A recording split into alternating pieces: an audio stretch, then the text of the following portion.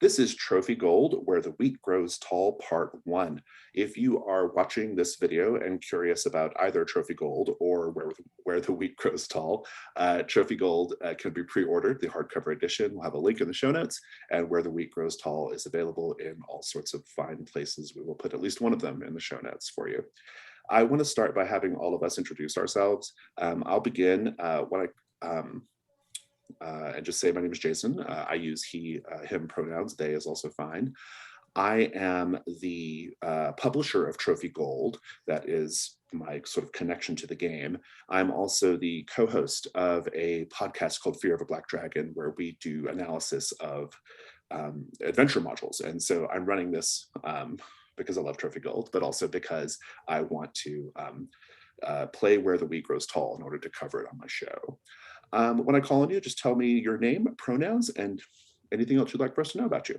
I'll start with Darren. Hi, Mike. I don't know what's going on with my camera, but I'll fix that in a second. I'm Darren. That's true. Oh, there it is. You can use masculine pronouns for me. Oh, what else is there to say? Sometimes I write things for Trophy. I wrote like this mecha game Hilton Blade that I think everyone should check out and play. That's it. I'm excited to play some Trophy. Awesome. Thank you so much. Let's go to Merwin. My name's Merwin. He, him, I guess, if you're into pronouns. I am currently playing 5e, Heart, and Trophy, of course. Dabbling in a lot of indie systems, just on the edge of publishing something, but it's not quite ready yet. My brother promised to lay it out, so right after Christmas, hopefully something will happen. Fabulous. Thank you so much. Let's go over to Zach. Hey, my name's Zach Burr. He, him pronouns. I'm a player, GM, and collector of old stuff and new stuff. Lately, I've been running some Delta Green scenarios using Cthulhu Deep Green, and I'm currently trying to translate everything on my shelf to the Abenteuerspiel system, which is a very lightweight system, sort of based on Trophy Dark and Messerspiel. Awesome. I love it. Speaking of Delta Green and Fear of a Black Dragon, our next episode is about a Delta Green module, so a classic one. Let's go to Jake. Hi all, my name is Jake. I use they them pronouns. I'm a longtime Trophy Kickstarter stalker, first time player, so I'm really excited to get into it. I've played quite a few other tabletop RPGs with a lot of my friends. Fabulous. Thank you so much. So I want to begin by doing a procedure called CATS. CATS is an acronym that stands for Concept, Aim, Tone, and Subject Matter. The reason why I like to do this is just to establish some basic expectations for what's going to happen over today and the next two sessions that we're going to be playing together. And so I'll start. The concept first of Trophy Gold. Trophy Gold is a sort of fantasy adventure game about treasure hunters who are going into the abandoned or lost or forgotten places of the world in order to find treasures, in order to help them satisfy a drive that they have. They have this drive that's very expensive, and so they need the money to meet the drive. The game has very much like an emphasis on desperation and darkness. And although not as dark as its sibling game, Trophy Dark, but still pretty dark. And yeah, it's great fun. It's based off of it uses the sort of core trophy system that first started in Trophy Dark, but the two games are quite different. They have some similarities, but they're pretty different in terms of how they play. Trophy Dark is much more of a fantasy horror game, a story game, and this is more of a traditional sort of dungeon crawler. In terms of Where the Wheat Grows Tall, I don't want to say too much about it yet, except to say that it is an old school adventure module. It was written by, I believe, Camilla Greer and Evelyn Moreau. Evelyn Moreau did the illustrations.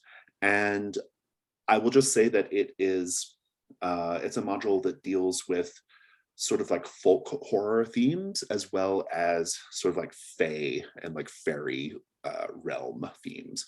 But that's all I'm going to say for now. Aim. Keeping on with cats. The aim of our session today is, first of all, to get through my spiel, which we're about to do. And then second, we will make characters. After we make characters, we will introduce them. After we introduce them, I will go over just a couple of like key rules, things you need to know for Trophy Gold. There's other parts you'll learn as we play, but there are just kind of a couple of things that are helpful to know in the beginning. And then we'll be taking breaks throughout. We'll start play. And when we're done, we'll do a short debrief at the very end. Over the next 2 weeks, we'll sort of just dive right into play as soon as we start next week and the week after. Our characters' aims, that's sort of our sort of like player aim, I guess, for today, our short-term aim. We also have the aim of sort of learning about these characters. So we're not going to know too much about them in the beginning. They'll be a little sketchy, and it's okay, they should be.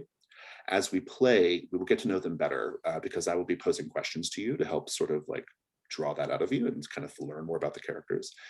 The way you should approach it is that drive that I mentioned. The drive should always be the sort of locus around which you think about your character and their backstory and sort of where they come from and what motivates them.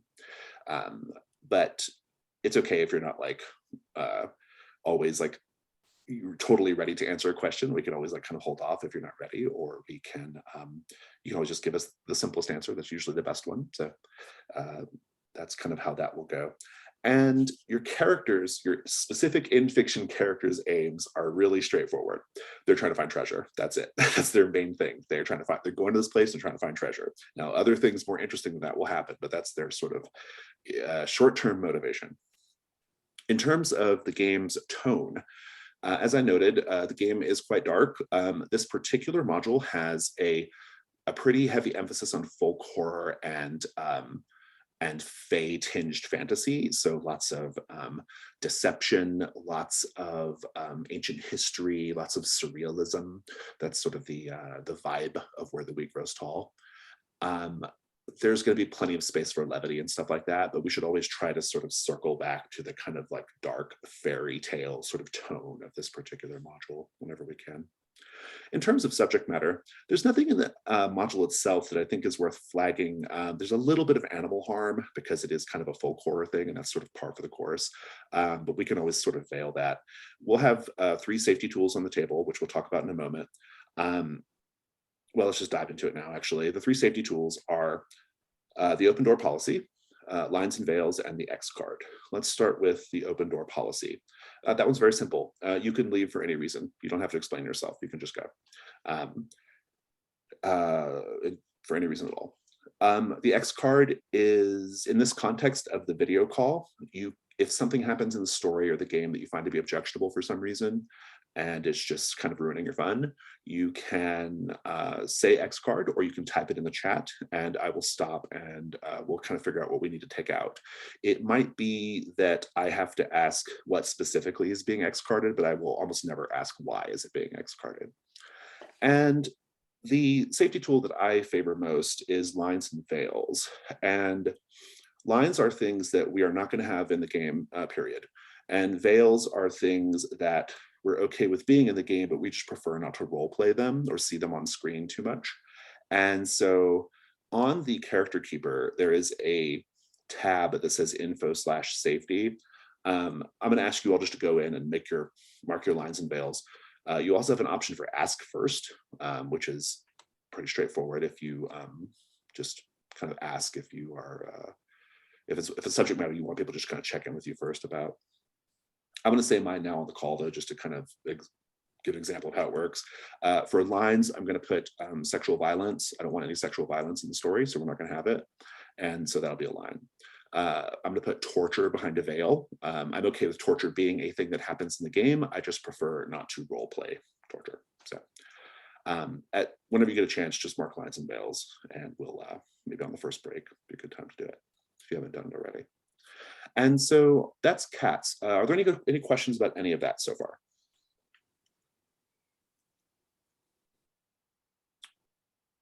Okay. Not here. Yeah. Sounds good. Then why don't we go ahead and move straight into character creation. So at this point, I'm going to pause the video. I'm not going to subject our viewers, all 10 of them, to us making characters, but so we'll see you in a moment, viewers. Okay, we're back. Let's meet these characters. I would like to have the characters introduced by name and pronouns, and their occupation, their background, their drive, whatever skills they have, and yeah, their backpack equipment too, why not, and their combat equipment. Just all the little things you have there would be great. If you know anything else about them as far as like their backstory at this point, you can tell us that too, but it's not necessary. So let's go ahead and go in the order of the sheet here. So Darren, please tell us about Osto. Yeah, Osto, he, him. Osto is a sellsword who, Osto is a heretical inquisitor who now works as a sellsword. His drive is to break the Geish placed by the Witch of Navask. I'm imagining that all kind of works together. There's getting into some dark stuff as an inquisitor, and the shirt said, whoa, too far. And then it got screwed over by the witch, probably. He's got skills in athletics, defense, weapons, and secrets. No rituals, which I'm thinking might be related to the Geish somehow. In his handy backpack right now, he's just got some chalk. Okay, get out here. A chalk, crowbar, and an heirloom compass. And then for his combat equipment, he's got some tangled rosaries, which I imagine it's like far more than one person could ever need, sort of like tangled up his arms. And then a pocket-sized hymnal. I feel like that's something you should never leave home without, just in case. And for a weapon, also knows the liturgical language of the saints, whatever that sounds like, but it's dangerous. Oh, interesting. What an intriguing approach to weapons. I like it. I shall be very excited to see how that looks whenever we play. Fabulous. And as far as your basics go, you have, and I'll say this for every character, burdens 4, gold 0, tokens 0, and your starting ruin is a very healthy 1. So you shall have to endeavor to increase it as quickly as possible. Fabulous. If anybody has any questions about Osto or any of the characters, just jump in. But if not, I'm going to move on. So let's go to Zach and Tove. Maybe? Okay, tell us about Tove. Tove is a liberated prisoner who has a habit of being a scofflaw and cut purse, foot pad. He's now a lockpick, so he's sort of doubling down on that kind of background, trying to earn enough money to get his past wiped clean. He operates by nature of his knock ritual, which helps him get into places where he ought not to be, and carries with him a few things to set up like distractions or tripwires. And wears, rather than sort of the cloth mask in his picture, it's actually his wooden mask. It's a sort of a carved harlequin mask with sort of a demonic carving. He wears a leather jacket and carries a wicked-looking stiletto. Fabulous. And your skills are acrobatics, security, surprise, and deals. You have a burdens of 3, gold 0, token 0, and your starting ruin is 2. Thank you so much, Tove. I will hereafter refer to you by your character name. Okay, Jake, tell us about Rose. Yeah, I'm playing Rose. She, her pronouns. Her occupation is a ranger. She was a plagued farmer, and her drive is to free the serfs of Bandung Prefecture. Her skills are beasts, hunting, traps, and plants. Excuse me, sorry. Her rituals are bind and scent. In her backpack, she has a bear trap, musk for bear and deer, and soap, just so she can get that musk off. She carries on her ill-fitting leather armor and a really shoddy looking like taped together bow and quiver of like mismatched arrows. But that's interesting. I have a story about that, or a question rather. Is there a story about these mismatched arrows? And I don't even know yet, but maybe be thinking about it. I think that could be fun. Fabulous, thank you. Let's go to Merwin and Talia. Well, Talia was a very studious young woman when in her early years, and she's gone a little bit past youth now. I'd call her early 20s, but she got into debt early on to the chieftain of Ubud and had to figure out a way to pay him back, and decided to go into the clergy. And in the process was skimming off the top of the proceeds when the hat was passed during services, and got kicked out for that. So she's still working on repaying that debt. Most of her training while in the church, which was to a death god, was focused on healing, paradoxically enough. And she has an unnatural preoccupation with death as a result of her clerical training. So her usual practice is to determine how long the patient has to live and set out her hourglass timers accordingly. And if she doesn't finish what she plans to do in the allotted time, she will simply stop working.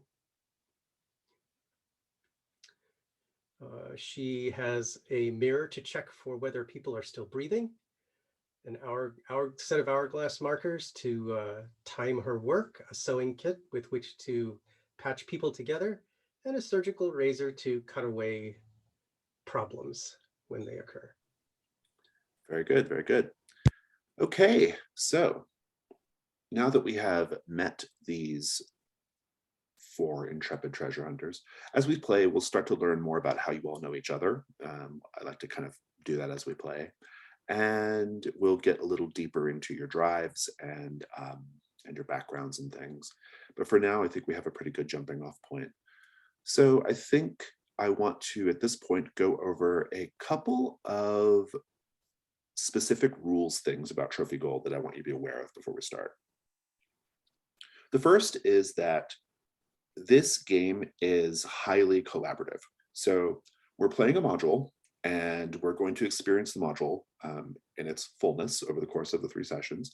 However, the way Trophy Gold works, and Trophy in general, is that quite a lot of the fiction is going to be delivered from you all. It's not going to all just come from me. And there are different ways that this happens, but the main way is through a particular die roll called the risk roll. And in particular, there's a part of the risk roll called Devil's Bargains. And what this means is when you're doing the risk roll, you're collecting dice in order to improve the chances of being successful. And one of the ways you can get a die is by accepting a devil's bargain from either myself or another player. And the devil's bargains are things that will happen in the fiction no matter what, whether you succeed or fail, this is going to happen. And so it's an opportunity for you as a player to introduce interesting story elements, maybe to help another player explore their drive by introducing elements that are connected to it, to just sort of make the game more exciting and dangerous, basically, right? And so I like to do like a little example of like what a devil's bargain is. And so let's say that Osto is trying to jump over a crevasse. No, not Osto, because Osto doesn't have a sword. Let's say that Tove is trying to jump over a crevasse, and Tove is doing a risk roll in order to do this. And someone offers as a devil's bargain, no matter what, you're going to drop your sword down the crevasse, or your stiletto. And so if Tove is successful, it means Tove jumps across the crevasse, but accidentally drops the stiletto on the way. Or if Tove fails, the stiletto is dropped down the crevasse because Tove is also dropped down the crevasse, right? So that is sort of what a devil's bargain is, right? that's a pretty simple devil's bargain, and it's okay. Sometimes simple is good, like I said before. But you can go a little bit more narratively wild, if you wish, with the devil's bargain. Just because you make the offer doesn't mean the player has to accept it, right? So we could say that someone could offer, as a devil's bargain, Tove, one of the justiciars who you have to pay, who you owe money to because of your crimes or whatever, is waiting for you on the other side of the crevasse. They just happen to be there, right? And so if you accept that devil's bargain, you get your die, but you also will have to deal with this new thing, this new problem. And so that's what devil's bargains are. And so there are other ways that you get to sort of inform the fiction, but that's kind of the main one, right? Yeah. The other rules thing I want to talk about is the basic economy of trophy gold. So the way trophy gold works is, as you enter new areas, you will be given what's called a set goal. Dungeons are divided up into sets, and you'll get a set goal. And the set goal is usually something that the characters don't know. It's something you know as a player, and it's usually something that's sort of related to the story. It's a story goal of some sort, usually. And sometimes the characters know, but often they don't. What the set goal is, as you're looking around, you're going to be collecting this currency called hunt roll tokens, and you have a section on your sheet called tokens. Those tokens can be spent in one of two ways. You can spend them one for one to get a treasure. You need treasures in order to meet your burdens. And so spending a token to get a treasure is a great thing to do. You can spend it whenever you want and find a treasure. Or you can all collectively spend 3 tokens in order to automatically meet the set goal. So the set goal might be something like locate the buried treasure or whatever, right? Now, you all might be able to locate the buried treasure just because you do the right thing and you locate the buried treasure. But you might be in a hurry for some reason and decide, I'd like to go ahead and just find the buried treasure, and not, because we don't have a lot of time here. So you can spend 3 hunt roll tokens to automatically find the buried treasure, right? So that's what tokens are, and that's how set goals, in a basic sense, work. And so be mindful of that as well. And so with all of that said, I am going to sort of introduce the adventure, and then we'll take a little break and kind of start playing for real or in earnest. I will say that we have 3 sessions to do this module, and I always inevitably offer the opportunity to continue the story down the road. So don't play your character as if this is a one and done character, because I could very well just be like, hey, do you all want to play again in February?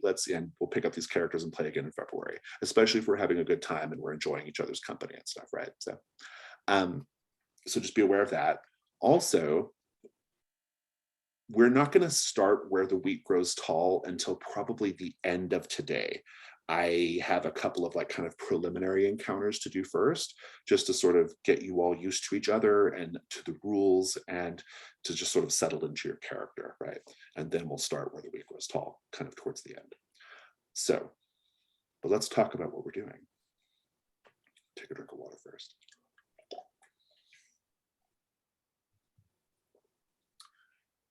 You all are traveling through a region of the world called the Lavasti countryside. I'll type that for you.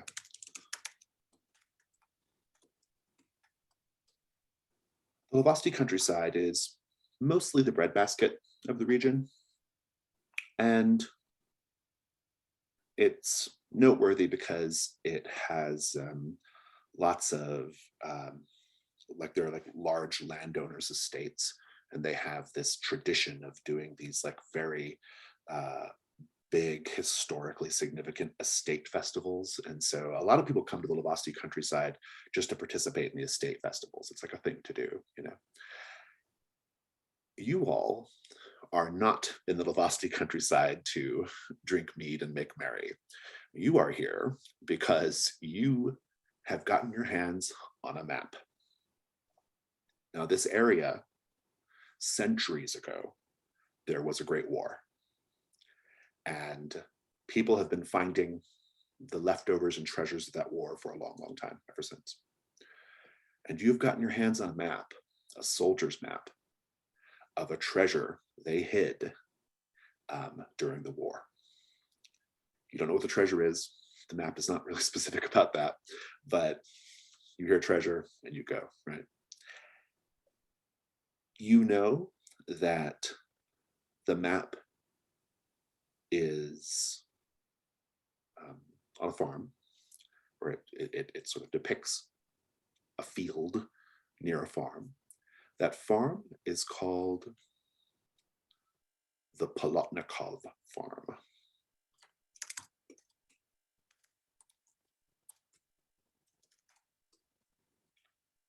It is the farm of the Polotnikov family. And the current Polotnikovs, I put a picture of them in the little Google map drawing thing, if you want to go take a look at them. You know that this treasure is somewhere in a field near their farm. And there are things, geographical things marked out on the map that will help you locate the treasure. I'm going to just say that your initial thinking is probably that you can go to the farm and pretend to be farmhands for hire, and then when you have a minute, go search for the treasure. Or perhaps you sneak onto the farm when the family is asleep and go find the treasure then. Maybe you take a more brutal approach. That's up to you. Maybe you have some other way. Maybe you just talk to them about it directly and see if you can go look for the treasure. But in any case, this is where you're headed, is the Polotnikov farm. You're still about a day out, to be honest. You're not quite there yet. And it's nighttime. And you see just off the road up ahead, maybe 500 or 600 paces away, you see what appears to be the dim glow of a campfire. And you hear what sounds like the noises of about a half dozen people engaged in drunken merriment. And we're going to pick up with that after we get back from our break.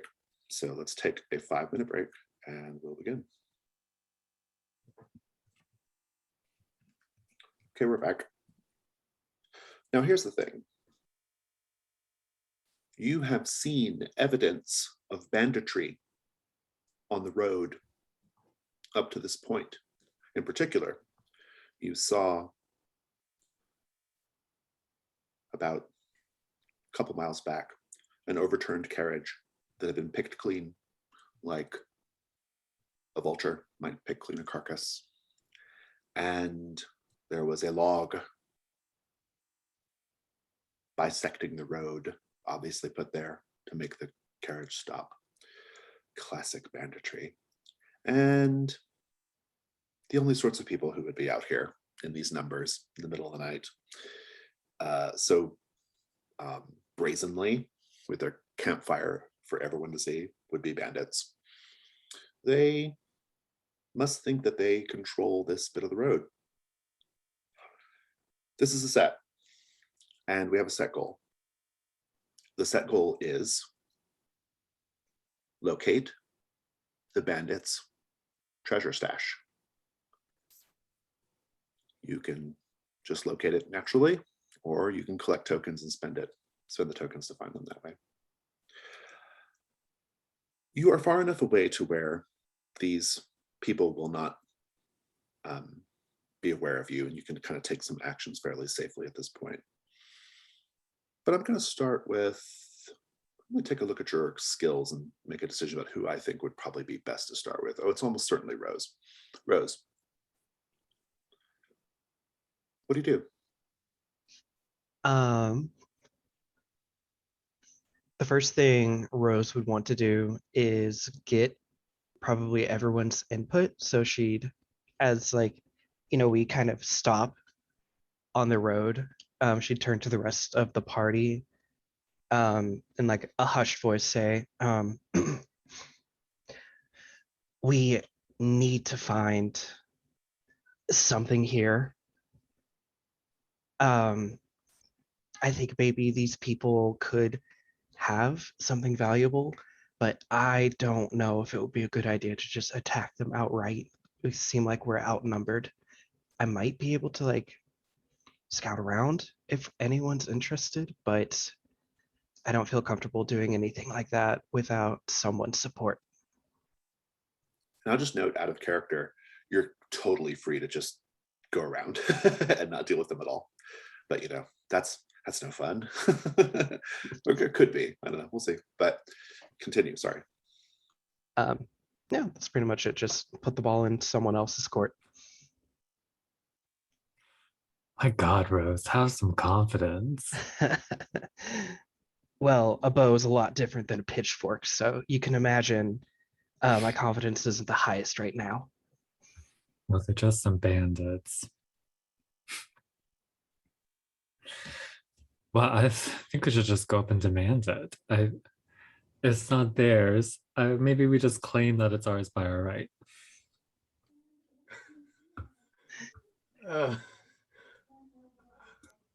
How many of them are there with respect to us? What's the... There are more of them. Oh, okay. Based off the sounds. Okay. They do sound a little drunk, though, to be fair. So that could play to your advantage. You know, if we are to engage in banditry, at least we should wait until they are in a drunken sleep. It would be far easier at that point. But I'm here to follow the map, not raid the road. If I happen to trip over, I'm assuming these are ne'er-do-wells, of course, since they seem to be making quite a bit of noise. And if we happen to trip over their spoils as we pass through, I would have no objections liberating it. Tove, you're very experienced in liberating things from people. What are your thoughts? Well, it's evening. I see no harm in sneaking up and taking a peek. If they're amidst a revelry, I don't think they'll miss a coin or two. Do you want to go like scout ahead and get a look at their camp? I think that yes, young enough to be a little bit foolhardy and see a quick win. I like it. So let's talk about whenever you gather information or ask questions about the world, you're going to roll a move called the hunt roll. Okay, and the way you do that is you take a light die if you have a skill or a piece of equipment that you think would be helpful in what the action that you're taking, and then you get another light die just because. So you start with one and then you get a second light die if you have a skill or a piece of equipment. You always want to try to roll both, because if you just roll one, you're at the mercy of that one die. And if it's a low result, it's real bad. So 2 gives you a better chance because you pick the highest between the 2 of them. So what do you think? What I want to do, I think, would mostly I want to use my my stealthy habits to try and ascertain a little bit more of the situation. If they're all having a drunken revelry and a little bit boisterous, I think that the sound of that would probably cover up any kind of lifting of what they might have. If they're talking and plotting, right, they're probably a little bit more alert and active, and I don't want to necessarily get in the midst of what they're going on. So mostly I just want to get a better sense of the situation. I think between your security and surprise skills, you'll get your second light die on the hunt roll. Are you actually like sneaking up closer to look? Yeah, it's close enough that I can make out words like being spoken, not just the distant sound of conversation or revelry. Yeah, sounds good. So on the die roller, do a /hunt2. Okay. Yeah, and given that it's you said it was night, I'm hoping that the campfire is going to effectively, not blind them, but make it much harder to see out of the circle of light.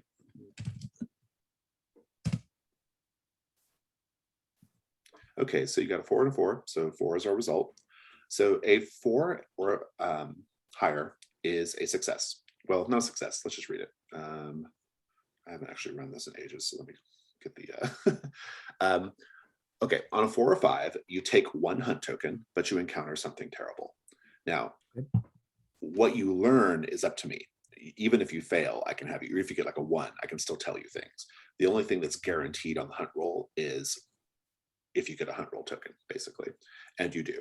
So go ahead and note your 1 token, but you will encounter something terrible. Is anyone going with Tove while Tove goes ahead to scout the area? Sounds like Rose, you were maybe thinking of doing that, but.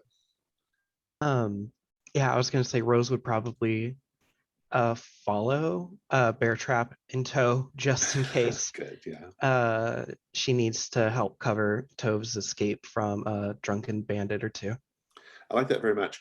I will tell you that, so I think what the way this looks is because you have beasts and hunting as skills, Rose, I think you will actually notice the terrible thing first before Tove does, but you'll both be aware of it pretty quickly, which is this. You're getting closer to the camp. Their camp is in a sort of clearing. There's a little like sort of clearing in the trees. And they're drinking and kind of just carrying on and whatnot.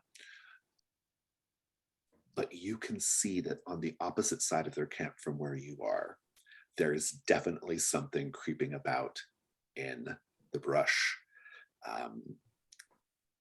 You can see the telltale rustle of hedge.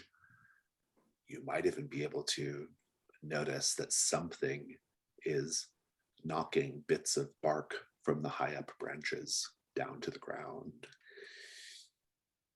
Rose, what do you do? Gosh darn, sorry.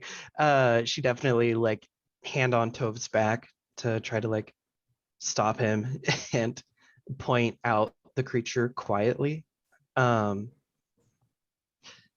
think she would want to try and hide like herself and Tove and try to get more information on what this creature is and what exactly it's stalking.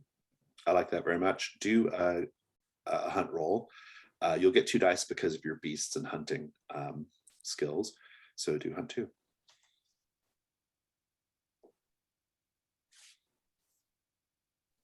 Alrighty. All right, 6. Hi, very good. You get your token.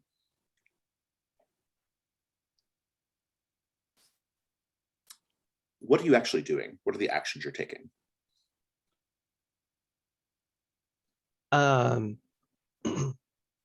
So I guess like Rose would kind of guide Tove behind some sort of crate or barrel of loot that the bandits might have to break line of sight and peek over or around, trying to make themselves as small as possible. I will tell you, this is what you see. You don't see the creature in its entirety, but you do see an incredibly large rack of antlers. That's what's knocking the bark from the high branches. And that rack of antlers gives you the impression that the creature's head starts well above yours. I'm going to check back in with Osto and Talia, who presumably stayed back. So Osto, what are you up to? Just watching them go off. Let's say to Talia, oh, well, look at them go. Our 2 little knaves getting everything ready.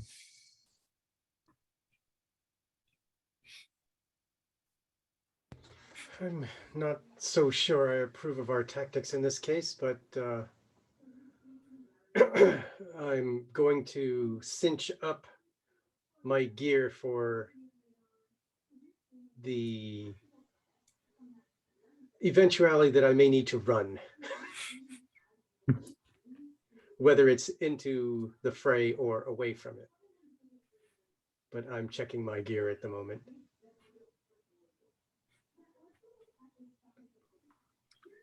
Well, If there's sufficient cover between us and them, is it? I think it might behoove us. I say to Asta, it might behoove us to move away from this location in case the other two get, as they say, as I've heard some ruffians say, pinched. They can't point in our direction then. We can always come back and we can keep them in sight. Talia, you dog. Yes, it's true. If they died, there would be more gold for us. It's cold-hearted, cutthroat. Well, I won't take sides, but if whatever happens, happens, I suppose. I'm going to start moving, basically maintain the radius that we have with respect to the camp, and let's just call it clockwise arbitrarily. but just to be clear, you are getting closer to the group, the others, or away from the others? Same distance. That's what I mean by maintain radius. It's just that if they say, oh, our friends are over there, we're not going to be there. Oh, I see. Very good. Very good. I like that. I don't think it's risen to the level of a roll yet, but I like where it's going with the fiction. So back to Tove and Rose. You are aware of a great antlered beast stalking through the woods around the camp. Also sort of maintaining a sort of perimeter on one side of the camp. You can hear these bandits. There is a little bit of talk about, did you secure the loot? Confirming that they do have something somewhere. Tove, what do you do? Is there any sign that they're aware of? You said they're like the bark and stuff is falling down. Is that making enough of a disruption that overcomes their? They're not aware of it. They're a little too soused. Okay. Right now. I kind of want to engineer something that gets this thing in the middle of them, and then while there's tremendous amount of kerfuffle going on, we can nab their loot and skulk away.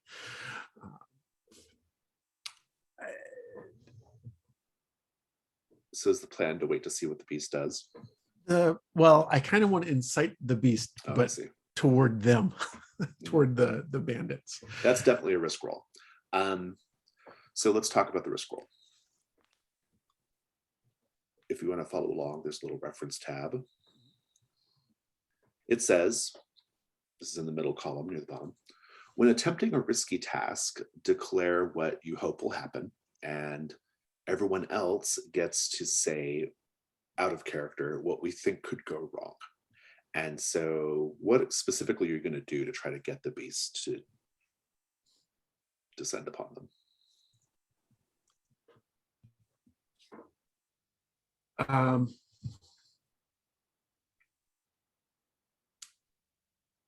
I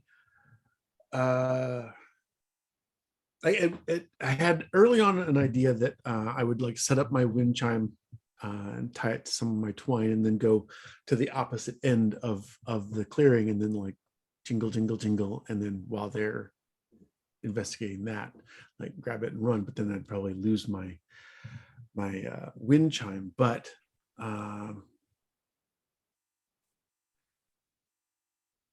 kind of the opinion of like staying on the opposite side of this creature, and then like getting up next to one of the bandits and just being like, gasp, what in the world is that?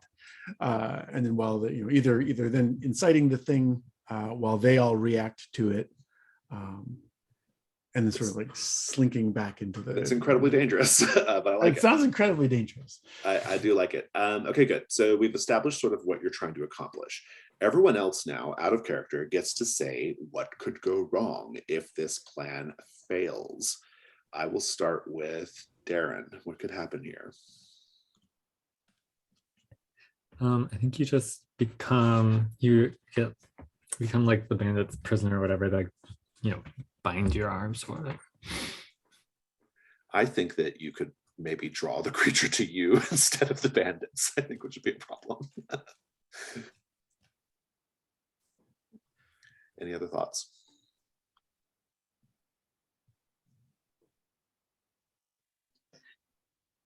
I think like they're drunk and belligerent enough that instead of imprisoning you, they would just attack you as an easy target. Yeah, seems like a reasonable outcome to me. Merwin, any thoughts? I'm going to be really mean, and I mean, this is just, he can reject this completely outright. It's not a devil's bargain. It's just it's not a devil's bargain. Yeah. So it could be that they recognize him. One of these may actually be a corrupt Justicar. You know someone. Yeah, I like that. Okay, let's keep going. So these are all good ideas, and I'll kind of keep them in my mind. You're going to take one light die if your background, occupation, skills, or equipment would assist you in this endeavor. Tove, what do you think? I think that surprise probably counts. I'm into it. Yeah. I'm like in the midst of their revelry. I'm throwing up a sound of alert and alarm. That I'm hoping is going to take them off their guard, whatever guard they might have. Very good. You have your first light die. Let's talk about devil's bargains. That's how you'll get your second light die. Everyone now can make a bargain. This is something that will happen no matter what, whether succeed or fail, if Zach out of character accepts the bargain. I really like Merwin's fail condition, and I might just steal it, Merwin, which is to say that one of the Justicars is here. So, and knows you. But anyway, if anybody else has an offer, please make it.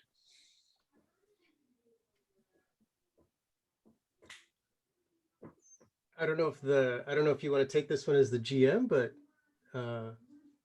how about if he's backing away, if in the process of making his monologue, he literally trips over the treasure. So he's going to fall over what we're looking for. Oh, intriguing. So this is probably not an appropriate devil's bargain, Okay. because it auto solves the set goal, and also it kind of feels like a success more than like a complication. So, but I do like the idea of you tripping over something that can be a clue towards it for sure. I think that's pretty good. Yeah. All right. So is the set goal to find it or to get away with it? The set goal is to find it specifically. Gotcha. Yeah. Then that's definitely out. Getting away with it is a totally different thing. Darren or no, this is Zach's role. So Jake, Darren or Jake, do you have a devil's bargain? I think if the creature doesn't die, it will remember Tove. Okay, good. So no matter what, the creature remembers Tove. I like that. Darren, do you have any? No, I don't think I have one for this one. You got 3 offers on the table, Tove. You can trip in the scene, although it could be a helpful trip, or you can, one of the Justicars is here and recognizes you, or Jake's offer, which was, remind me, Jake, what was it? If the creature isn't slain, Oh yeah, the remember creature him. recalls you. Remembers Yeah. me. I'm tempted to. Well, I'm leaning towards one of the bandits being a Justicar, and for the reason that they might recognize me, but I will also recognize them as a bandit, and So maybe filing that away in my own head. Yeah, And there's a good chance that this creature, will, do nasty, horrible things to him. I might still get away with it. So I'm gonna take that. One of the Justicars recognizes me. In the so you have 2 process. light dice. I don't think you're at a dark die yet. You would add a dark die if you're risking your mind or body. I don't think you're quite there yet. So you've got 2 light dice, and then there's a chance to add a dark die if you need it later. And if that's the case, at that point, Rose, you can also help with the attempt. But for now, Tove, go ahead and roll risk Okay. 1/1, please. Or no, just risk 2, actually. Risk 2. So I'm sneaking up. I'm between two bandits, and equivalent of what in the world is that? Which hopefully alerts the creature opposite me in the camp. All right. Okay, so if we look at the move, you got a 4 high. And what that means is you are going to succeed, but there's a complication. I'll describe the complication, then you describe how you succeed, or vice versa. I can also offer the complication before you decide, and then you can decide whether you want to add a dark die to try to get a better result. The complication, quite simply, is going to be that you're going to succeed. The creature will burst into the camp and disperse the bandits, but the creature doesn't go anywhere. It doesn't chase the bandits. It just is like still in the area, right? Yeah, it's there. Yeah, it's there. And who knows about the Justicar? We'll deal with that later. But if you are okay with that, we can let it stand. If not, you can add a dark die to the roll and roll all 3 of them again. If you do this, though, it increases the chance of your ruin going up, because if the dark die is the highest die and it's higher than your current ruin, then your ruin goes up. So Yeah. Otherwise, the creature will not only, if you can get a better result, if you can get a 6 on a reroll, the creature will chase the bandits away and will follow them. So Right. Free and clear. As early in, I don't know if I want to like increase my ruin just yet. I'm kind of thinking if it can come in and scatter the bandits, there's That's a good start. there's maybe a chance, that we can either deal with that. If the bandits are scattering, they probably are going to leave the loot. Very good. And then I'm thinking like I could take this thing for a merry chase while the rest of my group grabs the loot, and we double back up. So I'm gonna leave it with the creature coming in and scattering the bandits. Sounds good. Now we're down to 1 thing to deal with instead of 6. Let's talk about that. So All right. you do what you do. You go in, you make your little thing. I'll describe what the creature does. Basically, what happens, and we have graphic gore and violence veiled, so I'll just kind of not get too explicit here. But what happens is this creature, which is an enormous stag, it's so big that its like flank is like as high as your average man's shoulder, right? Like it's very, very big creature. You don't have a chance to look at it too closely, but it makes a deep guttural noise that deers and ungulates don't normally make. It sounds like a sort of guttural groan coming from the deep earth, say, and it leaps into the clearing, spears a couple of the bandits with its massive antlers and tosses them aside, bisects another bandit with its powerful antlers, and tramples another, and a couple manage to scrape away, to run away. And it's just there, kicking up like their equipment, letting out that terrible guttural moan, flinging blood left and right as it sort of like shakes off its antlers. And Talia and Osto, you are aware of this chaos. You might even see a bandit that managed to escape running toward in your general direction. Osto, what do you do?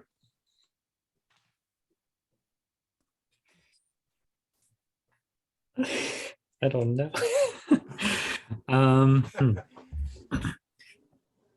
Well, Talia, looks like you were right. Maybe we just stay back for a second. Let the stag take out whoever it will, leave, and then we can walk in for the treasure later. Cowardly, I'm like cowering. cowardly, Yeah. treacherous treasure hunters crew Yeah. you have managed to assemble here. Talia, what do you think? I'm dropping to the ground and going prone so that the bandit that's running by, the most I'll have to do is worry about getting stomped on him briefly as he runs by. But when he goes by, I'll start creeping toward the camp. Good. I like that. I don't need a risk roll yet because the bandits are way too distracted. They're going to see you Yep. and not care at all. Yep. And the creature is like in the middle of its like victory throes in the middle of the camp, and so will not notice as you get closer. It probably welcomes all comers, to be quite honest. So that's what you're doing, Talia. Osto, what are you doing? Are you hanging back alone, Osto? Yeah, I'm hiding. I'm waiting out. If anything, I'm trying to like keep myself covered, unseen from everybody. No bandits, no stag beast thing. Just wait for the chaos to drop down. Rose, you are a ranger. Part of your ranging task is to hunt things. What a fine catch this stag would be. But I do wonder, what are you doing right now? Probably appraising it.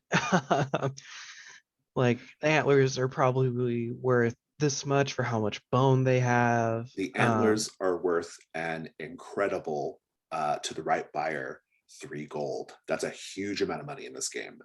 Gold's an abstraction of this game. That's like a chest of silver, right? It's a very large amount of money.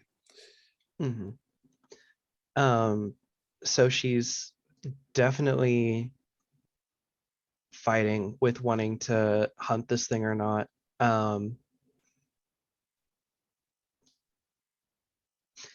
I think she might use her bind ritual to keep it from causing too much trouble, at least while Tove Looks for the treasure. looks for the treasure. Yeah. I like it. That's bind's a great move. So that's a risk roll. Let's talk about your dice. Do you, at the outset, let's talk about what could go wrong if the binding ritual fails. Who has some thoughts on that?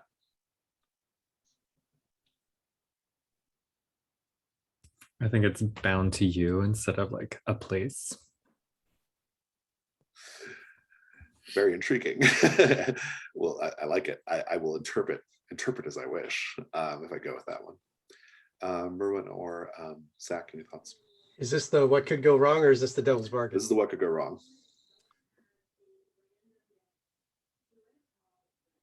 Well, there's 2 of us there, right? You end up binding Tove. Yeah. Or if you've ever tried to like hold a large dog and they just sort of go into a frenzy, I imagine that like multiplied. The body is bound, but the head and antlers are not. Are going ham, yeah. Intriguing. So it's still like kind of fundamentally dangerous. I like it. These are all very good ideas. Let's talk about your dice. Do you have an appropriate traps? That, yeah, for sure. Beasts and traps. I think your skill's well covered here, Rose. Now devil's bargains, everyone. My offer is quite simply, I like a variation of, I'm just keep stealing Merwin's. I like a variation of Merwin's, which is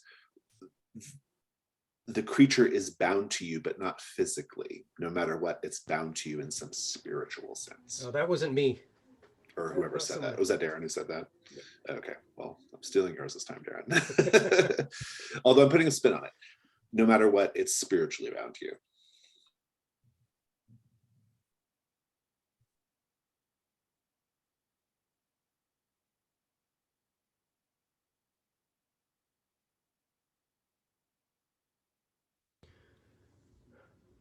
The creature's obviously supernatural in some respect, and I think, as a devil's bargain, that doesn't work. That doesn't work. Never mind. We'll say it. We can play with it. We can make No. it. I don't think. I think it's better for what could go wrong, but it's even there. It's too extreme. I was thinking he could end up binding himself, but I think it might be reasonable to, in addition to binding the creature, he binds himself. So basically, for as long as he doesn't move, the creature doesn't move. Rose is she, her, just to be clear. Sorry, she. So for as long as Rose, if Rose doesn't want the creature to move, she can't move.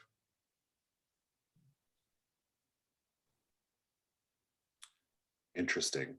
So the way that would be phrased as a devil's bargain is no matter what, Rose can't move. No matter what, Rose can't move. Yeah. So that could be good, or it could be really neutral or really, really bad, depending on how the die roll goes.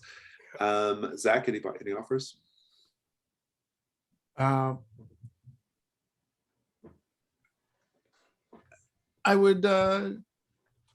give this just a more natural sense and say, no matter what, this creature has our scent, and Yeah, I like that. doesn't even need the supernatural means to track us down. We'll just. Darren, do you have an offer? Yes. I was oh no, it just left my head. No, I can't remember. Okay. It just passed away. You got 3 offers on the table here. Jake, what do you think? I really like that no matter what, Rose can't move while the ritual is in effect. That's so scary. Yeah, that's good though. Okay. Yeah. All right, you got 2 light dice, and you have to do a dark die because of the ritual. Go ahead and give us just a little bit of narration here. What does the ritual look like? Like, what's the process and the procedure? Yeah, so Rose she knocks an arrow, and hanging right behind the arrowhead is a charm of a bear trap. And as she pulls back on the bowstring, she says a short little hunting prayer about finding your mark pretty much, and shoots the arrow at the feet of this beast. Everything goes right. Should I describe that or wait until? Go ahead and roll it now. Yeah, go ahead and roll. Risk 2-1.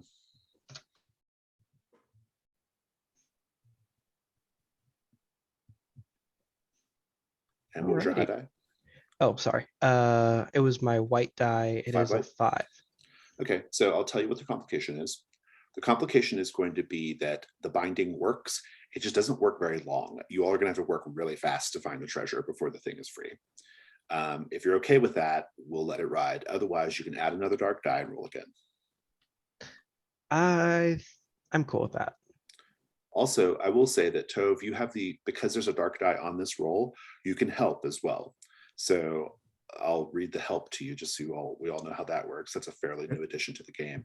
If another treasure hunter is making a risk roll that includes 1 or more dark dice, and Rose is, you can offer to help before or after they roll. A player can be helped by more than 1 treasure hunter. If they accept your help, you have to say how you expose yourself to danger, Tove, to help out, and then you roll a light die. If your light die just gets added to the result, but if your light die matches exactly the dark die, then your ruin goes up. So if you wish to help, you just have to ask out of character if Jake wants it, basically. Or not. I want the treasure, so I want to take care of this thing as best we can. My carved mask, which is monstrous, I imagine it's some sort of a woodland. I picture it as like the Green Man kind of a carved thing that I wear. If I were to like stand up and make eye contact with it, like distracting or fixating it on me while the binding takes place, then that might help its efficacy. Rose, do you accept that? Yeah, I'll always accept help. So go ahead and roll. On the die roller, you have to just roll /weak to get the light die.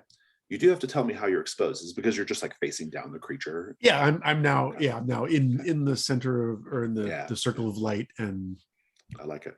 Standing up to it. Yeah, roll /weak. Okay, you got a 3. So it did not help, but it did not match the dark die either, so you're okay. Okay. So your 5 is still a 5, Rose. And so the complication is as it was. Basically, it's just not going to last very long. Do you want to add a dark die and try again, Rose? Or are you good with it being a short ritual? I'm good with it being kind of short. Okay. So you can't help search because you are also held in place, and you might be able to just eke out. You don't have much time here, folks. Osto, You can see the magic going off, and you can see the beast being held in place. If that is enough to overcome your cowardice, perhaps you would go assist the group at this point. What do you do? I wouldn't call it cowardice, but yes, it is enough for me to stroll in a little briskly, humming a hymn, acting as if none of this bothers me, as I start kicking over, I don't know, crap, searching. Talia, are you going to go in quickly at this point as well? Everything is you're in the clear here for a bit. Yes, absolutely. I mean, if this is kind of the golden opportunity, all the bandits are running away. The current threat appears to be frozen, and it's either frozen or completely preoccupied with Rose. So I feel pretty confident that I have a moment to look around, and I have forensics, so hopefully that eye for detail will help. I'm going to pick up with Talia. Talia, I'm actually not going to make you all sort of roll to search for the treasure, because here's what's going on. Talia, as you come in, you notice that one of the bandits has managed to escape the beast and is rapidly pulling up chunks of soil, presumably to grab the treasure before they run away. Talia, what do you do?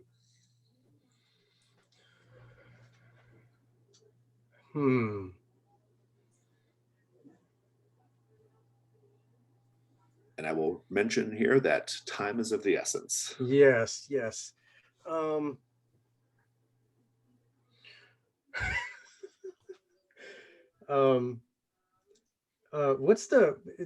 Is there a fixed god of death in the trophy world? There is. I literally just was working on this, but I don't recall.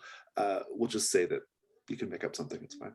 For now, it'll just be the death god Joe, because my imagination fails me. Oh, how about this? How about one of the sisters? We'll say that there is a saint. What's her name? Her Saint.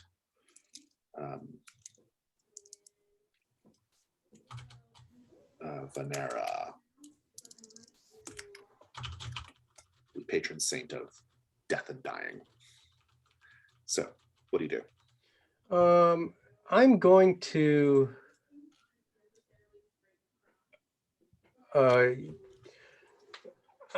stand up with all of the poise that I have as a priest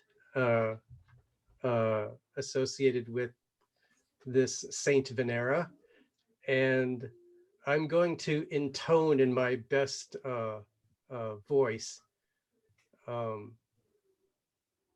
The shadow of Venera hovers over you. Begone! And if they happen to rush me, I've got my razor, but hopefully I'll scare the bejesus out of them and they'll run off. And I have my omen skill to help with that. Good. I'm super here for it. So let's do a risk roll. And what could go wrong, gang?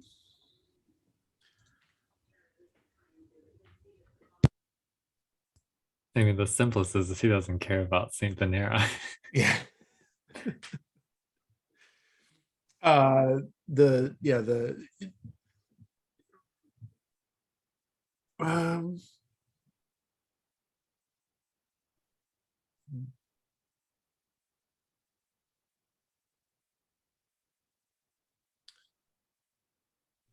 as Talia is invoking this and saying that, he grabs the little strong box or bag or whatever and runs off and takes off.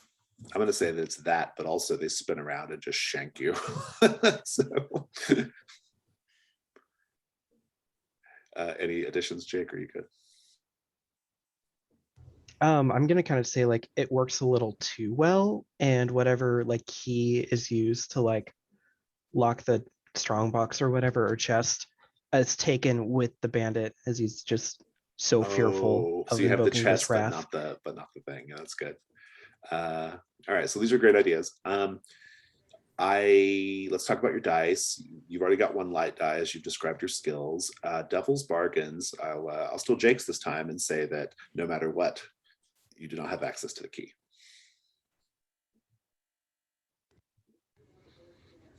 Assuming there's a lock, that which I think implies there's a locked box in there, confirms there's a locked box in the hole. You know what? I'll take that devil's bargain because hopefully one of us will earn our keep then. I'm not Indeed. concerned. Well, if there are no more offers, then that will be the thing.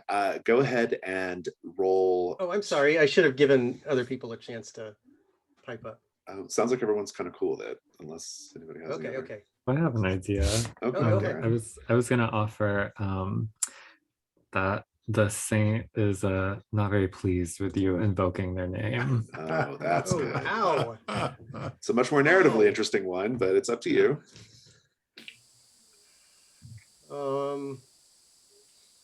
You know, I'd rather go with the key for right now. I need a little goodwill later on in the game, but that's definitely a good one. Keep that one in mind for later. Fabulous. You've got 2 light dice. Go for it. 2 light dice. So it's Risk two. risk 2. I got a 5. Very good. The complication is going to be that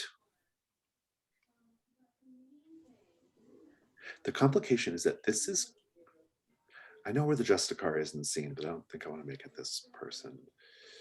So instead, I'm going to say that the complication quite simply is that you can't get to the chest yourself. One of your other companions will have to, because they are busy prostrate before you to try to seek the favor of Saint Venera.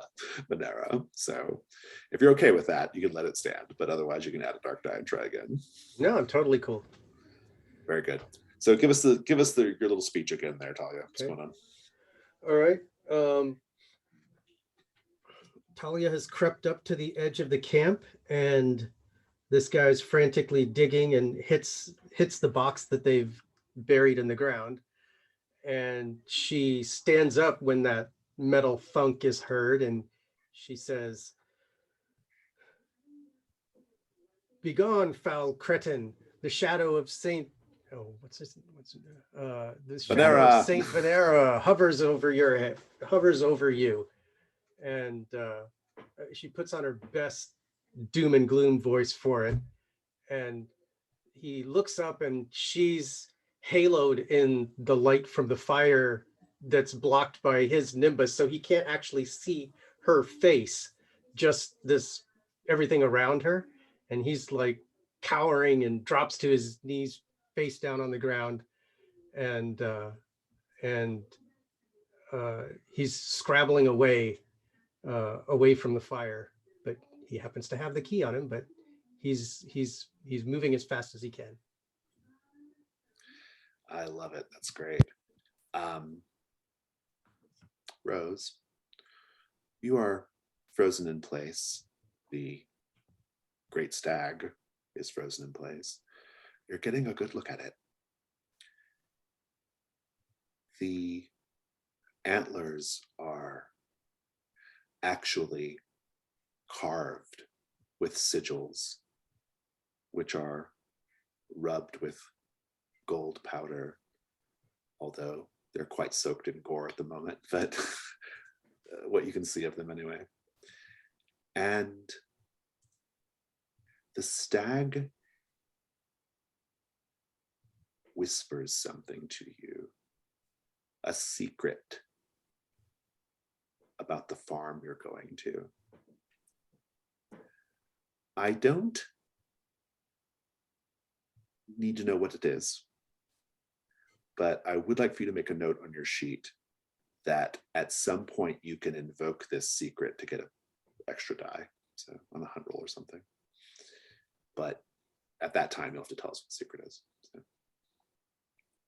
But it just sort of whispers it to you. It mutters it to you while you're both there, just kind of stuck for a bit. And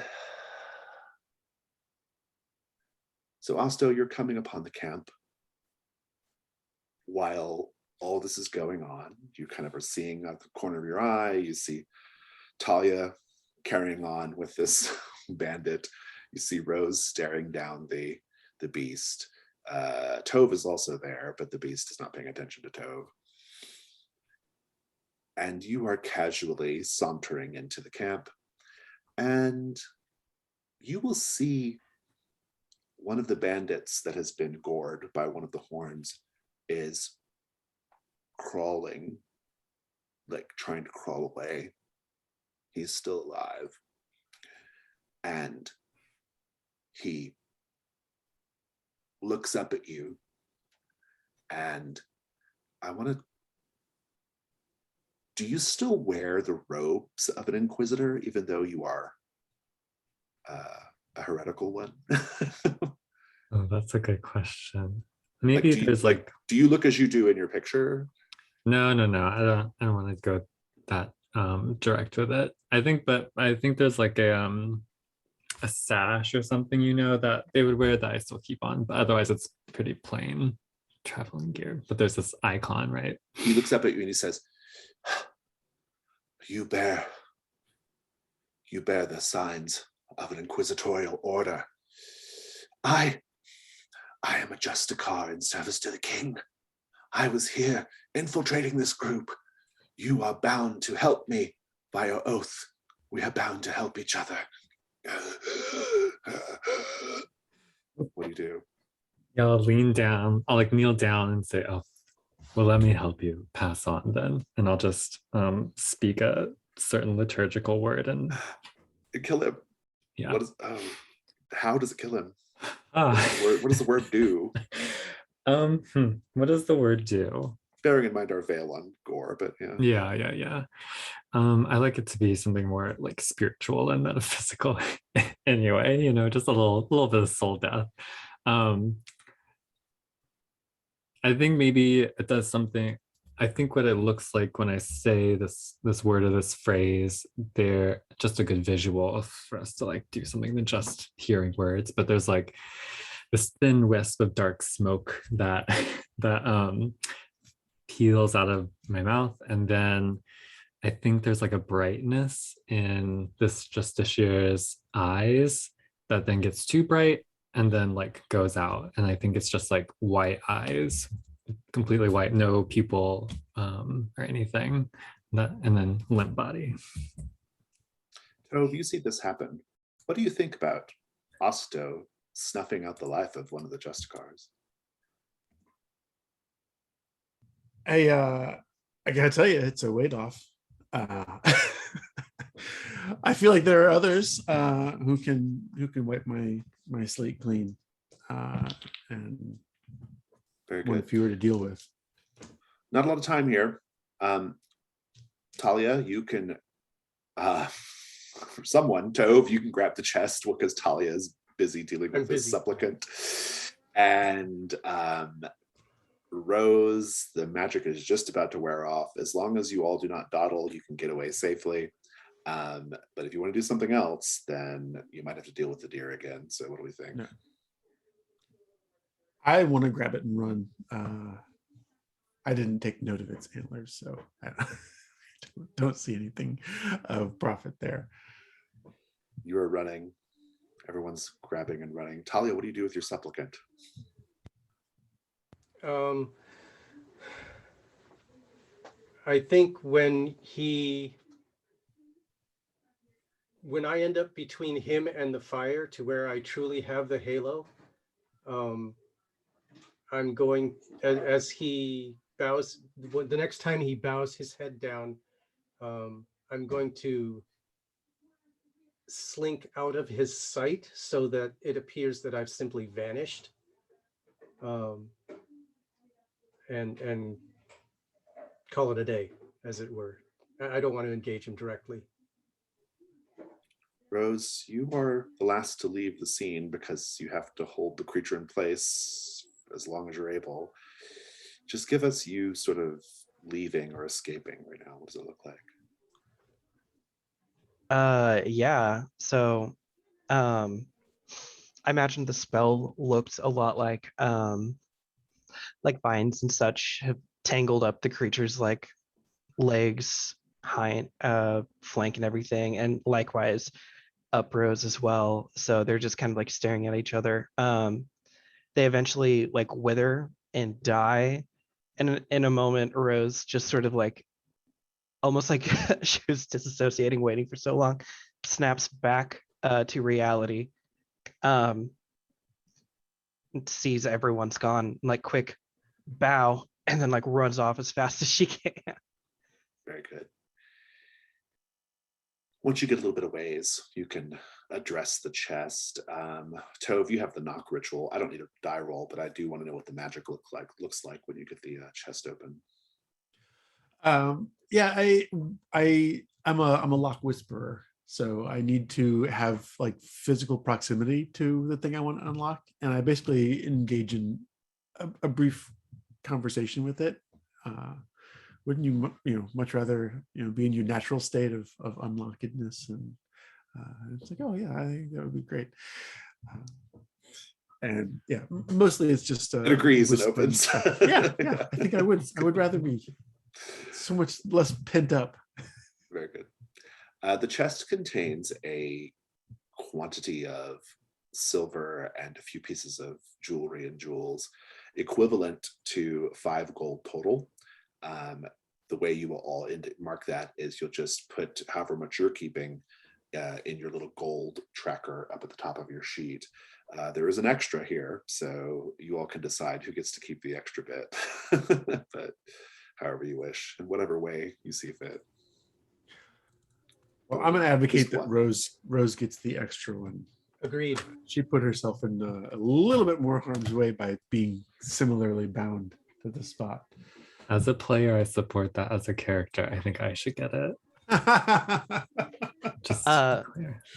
Both as a player and character, Rose thinks she should get it. Very good. That's 3 votes at least for Rose. So Rose, you'll have 2 gold, and everybody else will have 1. And it's still the evening. You are still about half a day's or so journey to reach where you believe this farm is. And so you'll probably at some point have to stop. But you're in the Lavasti countryside, which means this is not like an abandoned wilderness. This is a well-traveled road. There are lots of like wealthy estates and farms and small villages all throughout. And so as you're continuing on, I think I'd like to just have a little bit of role play with everybody as you're going down the road, getting to know each other a little bit. And yeah, and I'll kind of interrupt when it's time. But until then, role play.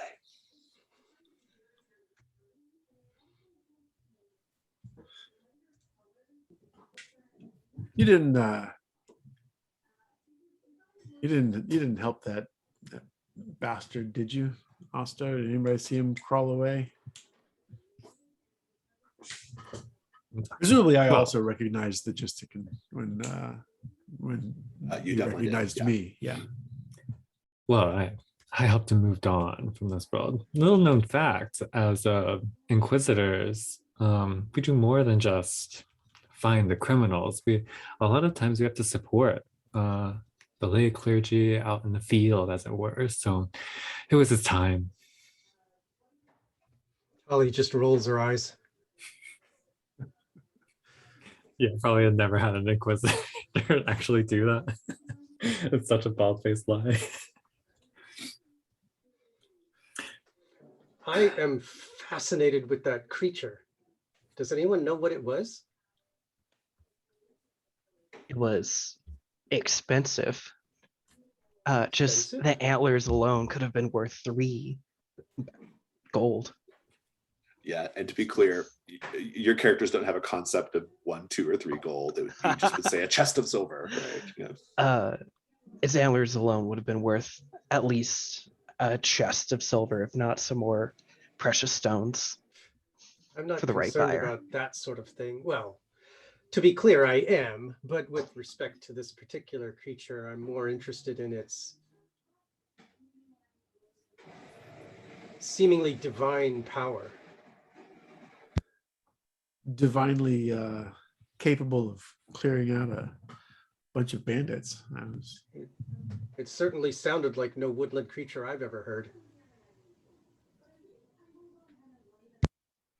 The line between the divine and the profane is so thin.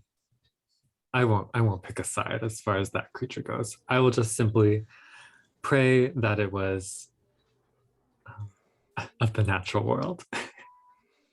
In my experience, the divine is not something we want to encounter. And yet I encounter it every day. Speaking of the divine, what happened to your fan? Fan? The person you had fawning over your saint? Oh, I managed to take advantage of his distraction.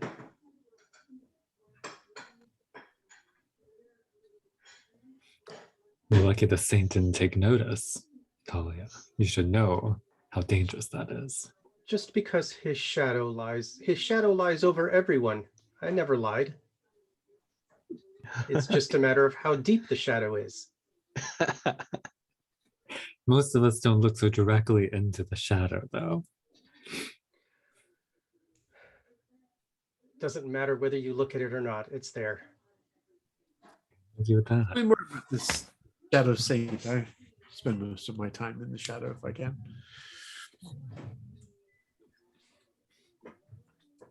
Be my new best friend. As you are sort of continuing on through the Lavaste countryside, probably needing to find a place to stop for the night pretty soon, you come upon some voices up ahead, a little bit of lantern light. You hear the voice of a young man. That might even be overstating the case, a boy, really. And you hear him call out to someone who must be with him. Fear not, brothers and sisters, for tonight we will hunt Torbold. Torbold, the great sow, will no longer terrorize our land, because we will find him and we will bring him to justice. And you hear like some nervous laughter among the crowd that he's with, and a little bit of panicked breathing even, perhaps. But you can see this group coming into the woods. You can pinpoint them by the bobbing of their lantern light. We have a new set goal here. The set goal for this next sequence is learn the ancient history of the land around the Polotnikov's farm. The Polotnikov's farm, of course, is your ultimate destination, but this is your set goal. I will put that in the chat so you can be reminded of it. And so I will start with Rose. What do you do? I think Rose wants to. I think she wants to think back on that secret the stag muttered to her about the farm. Yeah, I think that's great. You have access to, it's essentially in game, it's just going to be like a free light die for a role that you're going to take. What is your what's your action that you're going to take right now that it might help you with?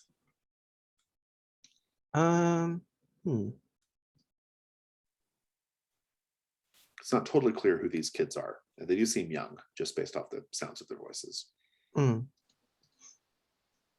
I think she, I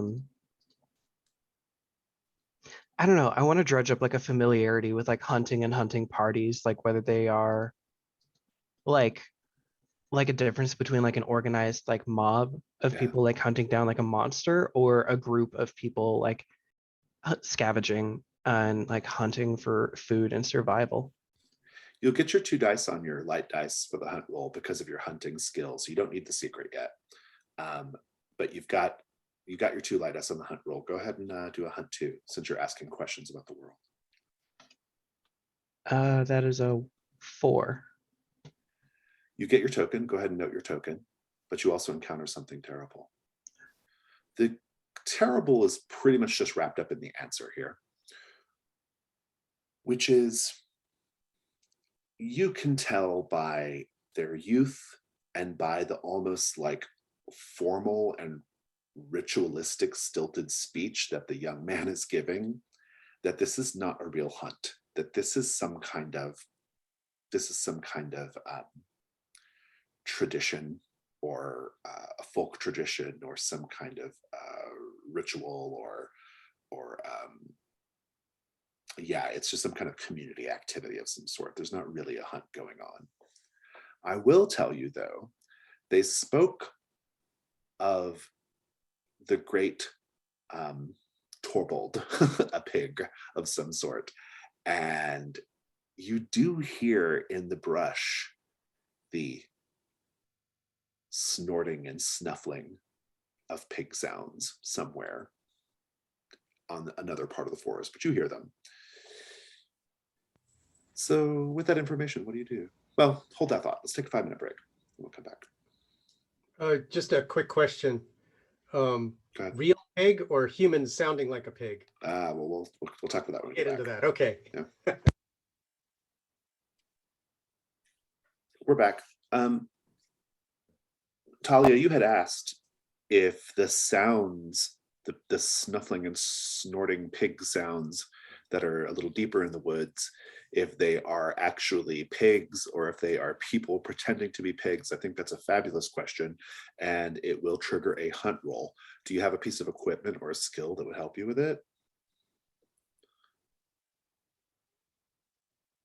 Sorry about that. If forensics applies to clue getting, forensics might help, but if it's more Oh, I'm into it. Yeah, I think it's pretty well. Maybe forensics might be more like gathering blood and stuff. I don't know, but I think perhaps I'm okay with it. I like it for now. Let's go ahead and roll with hunt 2. /hunt 2. Hey, a 6. Nice. Take your token.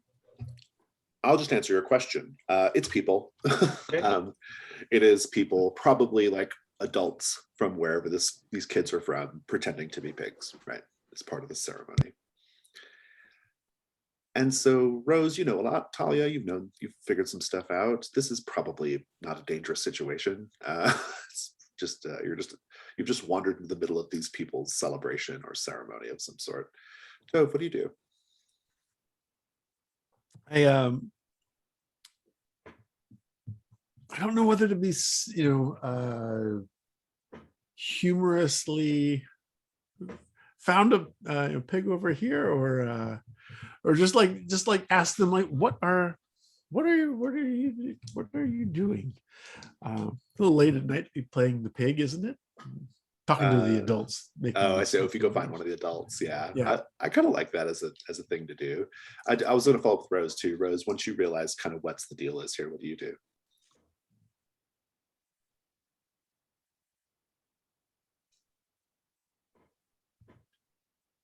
Oh, you're muted. I'm sorry. I think I just blipped out for a second. Can you please repeat that question? Oh, no problem. So once you realize what's going on, what do you do? Rose turns to Talia and Osto and asks, you people of faith, do you know what might be going on with the children speaking, like, she gestures like trying to make like robe motions or something with like her hands, and And the squealing people in the woods seems, I don't want to call it holy, but divine-ish or something. I'm not Divine-esque. Osto scoffs like, certainly not divine. In my earlier days, I would have probably set the whole village on fire for this.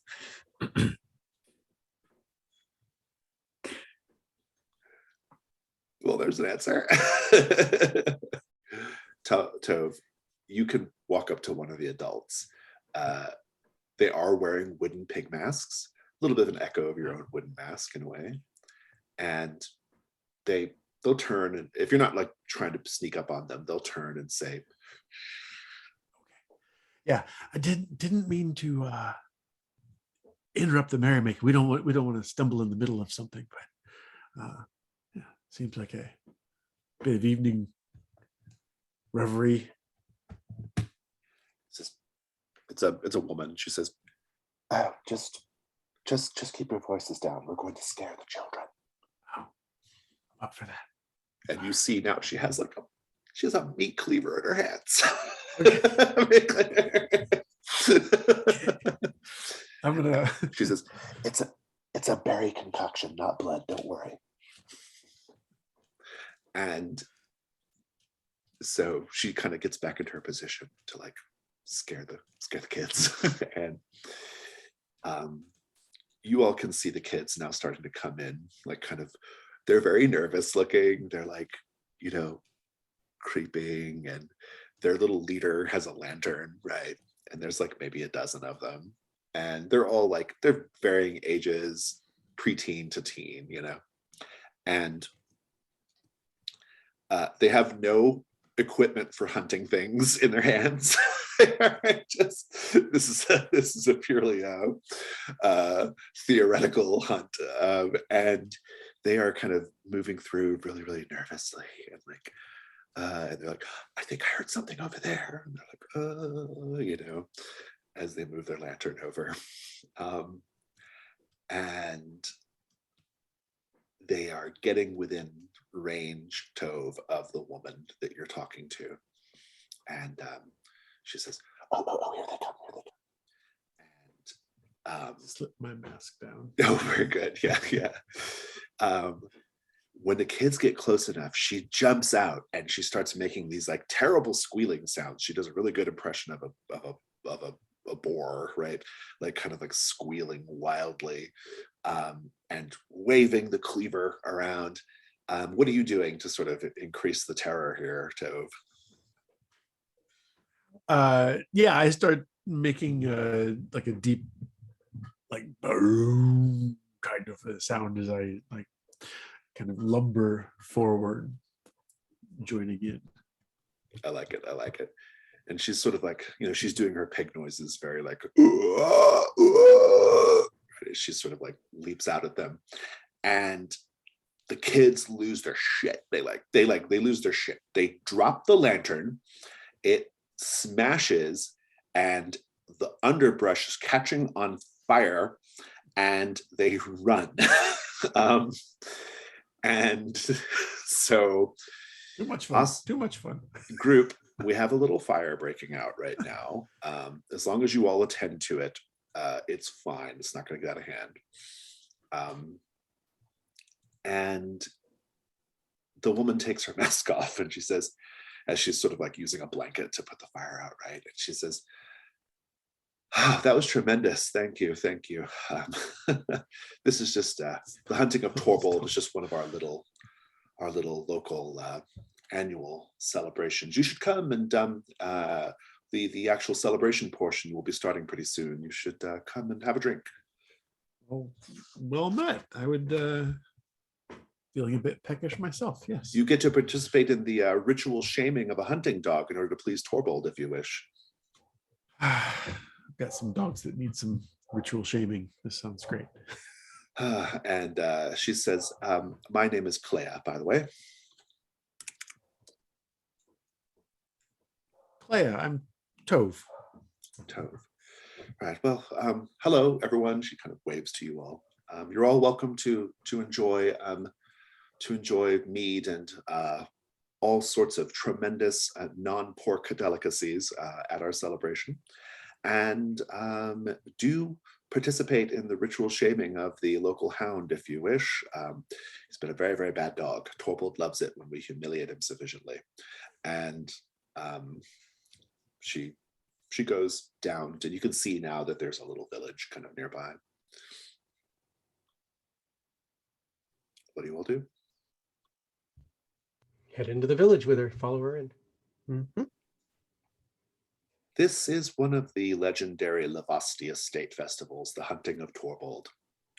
And you'll learn just ambiently, you'll pick up that the story is that this pig, Torvald, escaped when it realized, this is a long time ago, when it realized that its owners, even though they gave it a name, intended to eat it.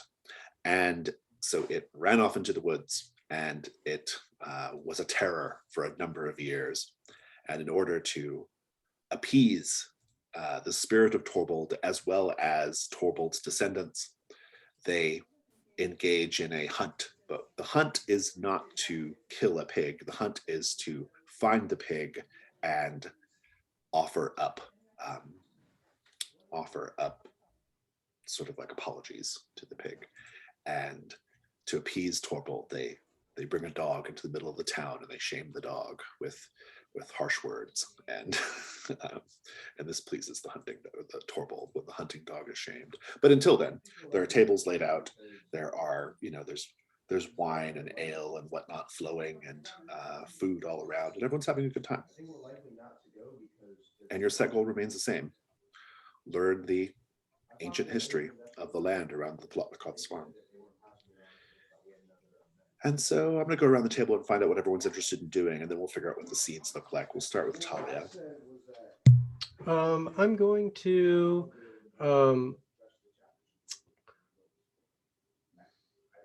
is there a church here? Yeah, there is probably like a small shrine. Okay. Generic shrine for the various saints and sisters. Yeah. I will pay my respects at the shrine and strike up a conversation with someone who is also, after they are done with their obeisances, and see if they can share with me a little bit about what saints or gods are favored for the festival and for the harvests in general, and any recent events that have been happening in the area. Sounds good. Asta, what are you interested in doing?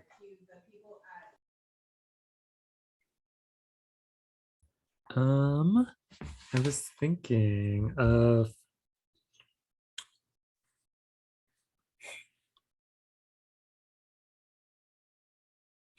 I think I would just go to like the tables or whatever, strike up conversation, try to set the Inquisitor past aside and learn about this heathenism. Very good. Rose, what are you interested in doing? Rose is going to seek out like the farmers specifically, or those who seem like they work land, and talk about, more of like, like the significance of the celebration, any sort of like local folklore or like creepy things people see out at night, and just casually bring up like the giant deer that they saw. Yeah, I like that. Very, very good idea. That's actually an interesting thing, that deer, because you all actually get to give it a name. That's how Trophy Gold works. You get to name the monsters after you encounter them. And so you may be invited to create a legend about this deer and name said deer. So, but we'll see how that goes. And Tove, what are you going to do? Yeah, I think Tove is probably feels a bit of a high after getting past the bandits, getting a little bit of treasure, and playing along with like the village elders. So I think he's going to let his guard down a little bit and make merry. And probably as a city boy, I think he's gonna like let the quiet countryside kind of like wash over, and then, see if that doesn't like change his attitudes on things. Like I can settle down out here, and embarrassingly, he can't like take his eyes off of any bubbles or things that he sees of value. Yeah, sounds good. I like it. So why don't we start with, I think the easiest thing to start with is Osto. So Osto, there are tables set out and food set out, and people, you can come and eat and drink freely as you wish. Despite the fact they're heathens, they are friendly, accommodating heathens. And I'm curious here, as a little character question, what makes you a heretical inquisitor? I'm curious about the heretical there. Yeah, that's a good question. I'm thinking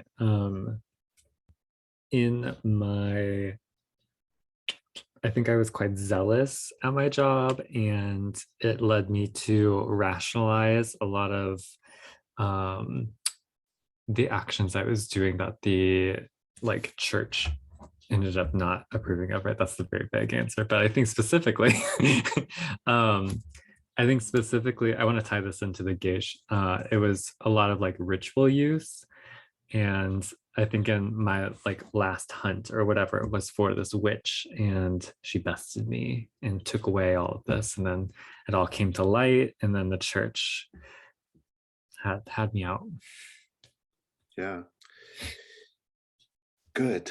The Witch of Navask is a well-known legend, a living entity in the great forest of Kaldor. The Lavasti countryside does not abut the forest of Kaldor. It's not nearby, but the legends are well preserved throughout the land, and particularly in Lavasti, where they have a very, very deep connection and commitment to preserving history. This is why they do this Torbold festival, because they want to remember this pig and what, as a way of explaining, some things that happened in their past. And so even though the Witch of Navask does not skulk this particular land, almost certainly people will have heard of her. And people have probably heard about this farm as well, because it's nearby. But I'm curious, what do you do as you sort of sit down? Someone will say, "You have a sullen look, friend. Sit down and let ale cheer your visage."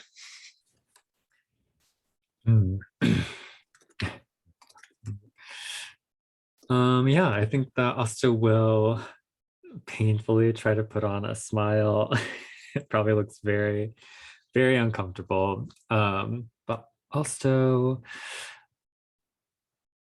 yeah, I think Asta is not very good at this part of the job, right? That from being an inquisitor, he's used to just being able to tell people what to do. And then even being a sellsword, it's just get hired to do a job in action and do it. So being gregarious is not in his nature. It's wheelhouse. Yeah, I think he drinks a little too much, a little too deeply. And I think he'll say something possibly borderline offensive, right? Something so tell me, so why is it you I don't know, so it's something incredibly rude. But why do you do this sham of a ritual or something? I don't know, something like that. And they will sort of this person you're talking to will kind of say, friend, why does anyone do anything? I mean, why have traditions? Why build homes instead of living on mounds? So many questions. We do it because we've always done it. And because the spirit of Torbold and Torbold's kin do wander these woods. And it's best to whether you believe it or not, there's no harm in doing the ritual.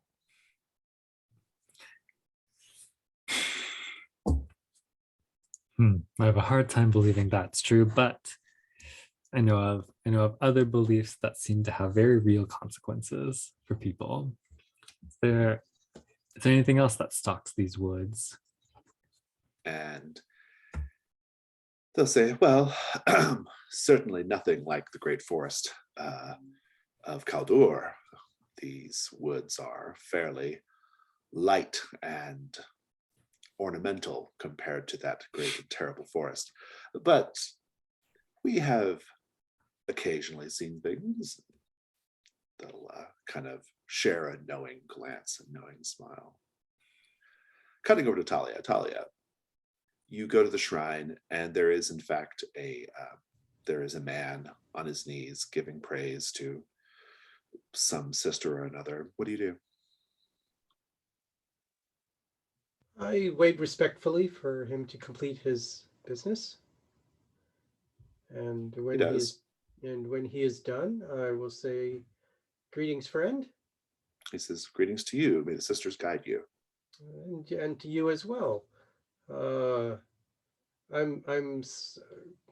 confess I'm new to this area and wouldn't mind being some information on who exactly your worship focuses on, and how I may best pay my respects. And I don't need a die roll, they'll just tell you. Yeah. He says, well, we are an agrarian community, friend, as you may have realized. And so we honor a number of the sisters, but most important among them is Saint Hester. Saint Hester of the Bountiful Table. She is the sister who taught mankind how to sow and reap, and we honor her still. This particular festival, however, is perhaps a bit more pagan in nature. I don't know if Saint Hester would approve of us fearing the spirit of a great and terrible pig, but we have fun with it. Some events are for man and others are for the divine. A very interesting perspective. Out of a question, Talia, do you have the appearance of a priest, even though you're a defrocked one, or? I don't think she would be wearing official vestments, but her poise and her education, probably. Yeah, her speech mannerisms all she projects authority when she speaks, the authority of the clergy. I think that's probably why he opened up to you, because you have that sort of that authority. And yeah, so then what? And I say, yes, well, any news around these parts? Recent events? I mean, we've seen evidence as we traveled of bandits along the road. They seem, well, I hesitate to say plentiful, but hopefully your numbers here will scare them off. The lords and ladies of the Lavasti countryside will dispatch all bandits in due time. We have heard stories of this group you speak of. It's only a matter of time before our attachment from the local militia rids us of them. But yes, until then, you should certainly be careful as you go about on the roads. We certainly will. Is there any other news in the area that has been brought to everyone's attention that we should know? And says, well, I don't think so. Only that the mead is flowing freely tonight, and I recommend you dip in your cup. Of course. Is there more than, I say, if there's more than one, do you have a recommendation? He says, aha, well, let's go over to the table and we shall discuss it. I'll take you over there. All right. Let's roll up with Tove. Tove, you said you were kind of like hanging out, but specifically looking around for valuables, right? Well, embarrassingly unable to keep myself from like laying eye on valuables and baubles. I'll give you a hunt roll. I'll give you a hunt Oh. roll. 1 die, unless you can tell me you have a skill or piece of equipment that applies, in which case it'll be 2 dice. No equipment to bring to bear, and maybe deals could act as sort of like an appraising kind of Like aspect. that, yeah, it's pretty good. Like Got there might even, an I'm sure eye there's a little for- bit of commerce even going on, right? So, yeah, I'm into it. Go ahead and roll 2 dice. Yeah. Don't think I. You I got don't a need 3 to- light, which means you encounter something terrible, and we will discuss that in a moment. I want to cut over to Rose though. Rose, you said you were specifically trying to talk to farmers and old folk, right? Rose. Yes. She would be kind of like complimenting like the food that's served, the work that was probably put into like caring for and harvesting it, just buttering these people up, Yeah. relating to them as a plagued farmer. Oh, I like Uh-oh. that. I'll give you a hunt roll, see if you come up with anything good. Go ahead and roll Sure. 2 dice since you're a plagued farmer. Almost certainly gives you an entree into talking to these people. Oh, that's a 6. Nice, take your token.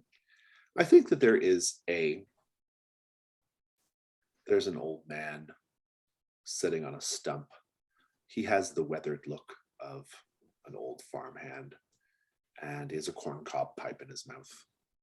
And his face is he has a very scrunchy, twisted face, gnarled by age. And he says, so you say that you have experience tilling the land? I have. I used to be a serf for the Bandung Prefecture, and No serfs here in Lavasti. We are very, very forward-looking, very progressive in that way. places must be. They need to compensate those who feed others. Indeed, indeed. I- Lots of good farms around here. Bountiful, plentiful. Do lots of trade here in the village. I was wondering, aside from your crops and your exports, if people see things. She like pauses for a sec, trying to find the right word. Associates, and I have seen signs of bandits on the road, drawn probably to these festivities, but we also saw a large deer, not just a large one, of course. It was almost gilded in a ritual sense. You seem like you've seen some things. Do you know anything about this? No, can't say I've heard about a deer with markings of gold. It was a big deer? Enormous. Sounds like an interesting story. Yeah. I'm sure it I'm would. sure the singers of songs would like to know what such a deer is called. Have you had any chance to think of what you might call such a creature?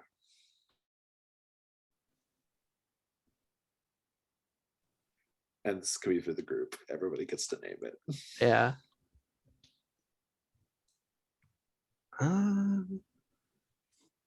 Tree shaker. Ooh. Wood warden. Wood warden's pretty good. I like the alliteration on that. Yeah. If there are no objections, we'll do. Oh, rune stag is pretty good too in the chat. Ooh. Let's have a vote. I think it's between wood warden and rune stag. Who votes for rune stag? Okay, I've got 2 votes for rune stag. I'm actually going to switch my vote. Okay, so it's now Runestag. Yeah. Runestag. So it's a, you know it. Had you fought it, you'd have discovered that it has a endurance of 10, but I'm noting all this on the bestiary tab. And he says, the Runestag, that is an impressive name. Sell your story to a singer of songs next you see one in the city, and I think that many more people besides will hear about the Runestag. It was near here, you said? Just down the road about, would it have been about like half a day's travel No, at not this even point? that. Probably like less than a Not couple even that. hours. Yeah. Oh, wow. Dang, yeah. Just a couple hours down the road, and she like nods in the general direction. Well, no surprise, no surprise. This land, going back a long, long time, has been Fae touched. The Fae have had an influence over this land for many, many years, though less in recent times. We folk have a way of pushing out those old ways and those old people. But Interesting. sometimes you see the remnants, and I think perhaps your Runestag is one such. How long have you been working this land, or have people been working this land? Oh, the Lavasti countryside has been actively worked for, well, centuries now, although some of the farms in the area are older than others. Interesting. What would you say an especially old or notable farm in this area would be? We'll cut away for a moment. Osto, Talia, Tove. You got to encounter something terrible on your die roll, Tove, and so I'm going to do that now.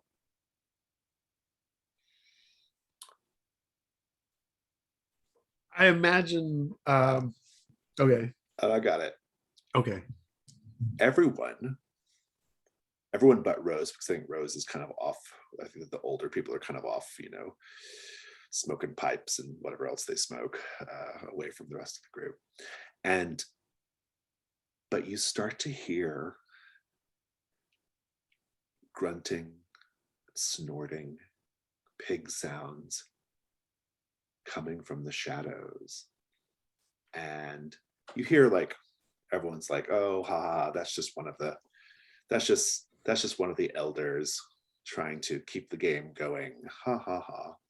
But Tove, you know what it sounds like when the elders make these noises, and this does not sound like that. What do you do?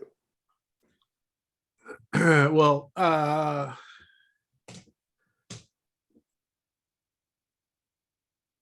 I noticed this presumably like outside the circle of where everybody is. Yeah. It's still evening, so I lean over to my conversational partner, and I'm like, did you hear that? That sounded. Surely we're done playing games. And they'll say, well, yes, surely, but it's a night of merriment. I wouldn't give it a thought. Right. Everyone kind of hears it. Like a Yeah. lot of people hear it. You hear it too, Osto and Talia, from wherever you're at. And everyone's just like laughing it off. Like, oh, it's just old Bruno playing a trick, trying to keep scaring the kids. He always loves to scare the kids. But you keep hearing this like sound moving through the shadows, the snuffling, the snorting. Does it sound distinctly different than the humans who were playing at it before? Well, I think Tove has definitely picked up on that. Yeah, for sure. Yeah. What's the legend? I ask my friend about Torbold. Well, Torbold was a pig that escaped. It was angry when it discovered that its masters intended to kill it and eat it.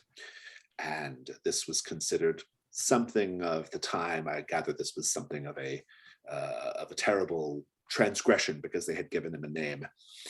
And so Torbold, it's unclear if Torvald was a sow or a boar.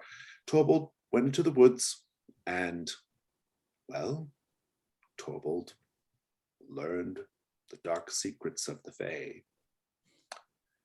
And the Fae gave Torvald the power to take his revenge on the people of this land.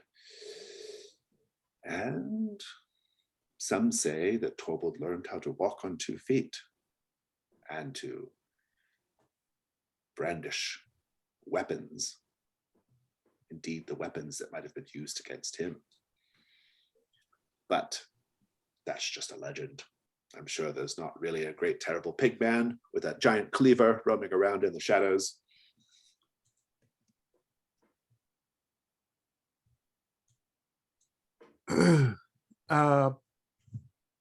Probably best to be sure. Oi, hey, we're done with that now. Now we're just on to pleasant conversation and drinks and food. Cutting back to Rose for a bit. Rose, the old man says, well, probably the most legendary farm, if that's what you're asking about, would be the farm of the, I always forget their name, Polotnikov, I think. Yeah. The farm of the Polotnikov family. Now there is a family that understands how the Fae have touched this land. They're a very, very old family, probably the oldest in the area. Are they here? I would love to chat with some of them. No, I haven't seen any of the Polotnikovs actually. But their farm's a little ways away, probably about half a day's journey from here, but people do come from all over. But no, I haven't seen little Timofey or little Nikolai. I suppose he's not little anymore. He's probably a grown man by now. No, I don't see them anywhere.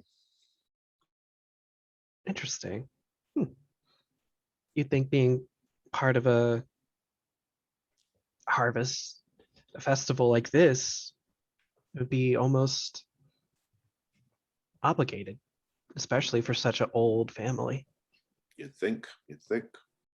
Hopefully nothing terrible happened to them. I think we can hope that about anyone. Thank you for your time. I'm going to grab something to eat since I've been complimenting it all night. And yeah, just goes off. You'll start to, Rose, you can rejoin Talia and Osto and Tove. The 3 of them are a little bit more on edge about someone in the shadows making pig noises, more so than the revelers, who seem to think it's just somebody else continuing the little game. So Tove, Talia, Osto, what are you doing?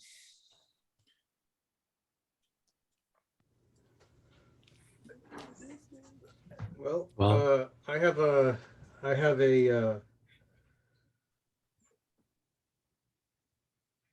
mug of ale in one hand, I'm sure, filled with the choicer option. And I will fill another mug equally high. And I'm going to walk over to where I think the sounds are coming from. And then what? I will call out, hey friend, it's time to end the game and join the merriment. And I will hold out the mug of ale into the darkness. Or toward the darkness. You hear a little tap tap on the ground as what appears to be a wooden ball rolling out of the shadows towards you and lands at your feet. And in the shadows, you can hear just this like sort of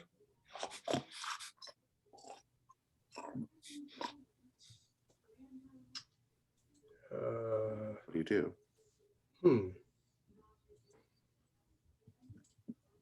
I will kick the ball back and say, well, if you want the ale, it's right here. And I'll set it at the edge of the tree line and head back to the party.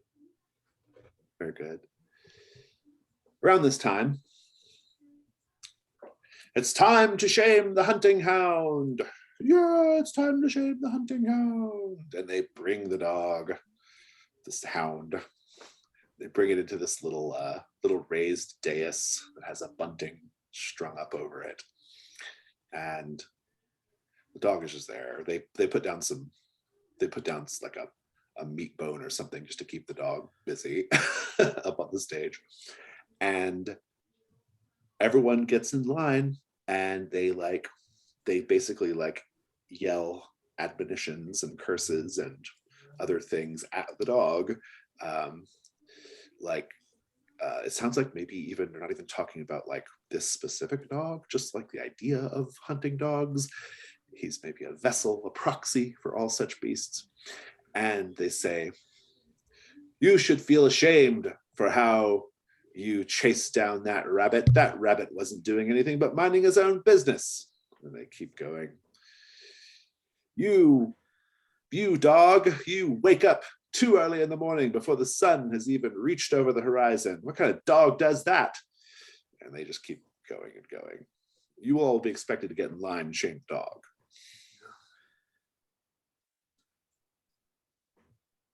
I feel like Tova is going to make some sort of like meta. Tova, I think, is going to make a kind of a faux pas, and I don't know if it's just that it's past, but he's going to be like, why you wouldn't even react badly to Torbold like coming through town. You wouldn't know a pig if it were at the edge of the bed. Very good. Is everyone else going to shame the dog? The dog. What'd you say, Darren? I'll shame the dog. Go for it. Osto walks up, a little uncomfortable with all of this, but says, you'll be forgotten by the sisters, and your punishment will be to keep on living and not hunting anything. The dog, meanwhile, is ignoring all of this, occasionally looks up from its bone and then goes back to what it's doing. Well, Talia is super confused because she was thinking this whole time it was shave the dog and not shame the dog. So In fact, she's shame just the going to dog. drink another mug of ale. Very good, very good.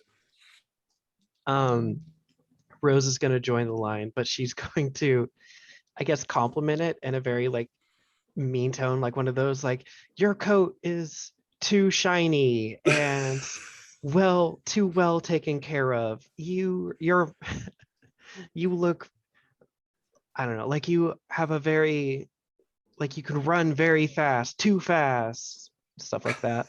Oh, I see. You're like complimenting while also insulting the dog. Very good, very good. Everyone's doing their shaming of the dog. Insert drag race drama rattle. And the dog is shamed. And everyone's like, yay, and they take the dog down. And Tove, you hear the snuffling and snorting of the pig creature walking away from the village. Whoever this person or thing is leaving.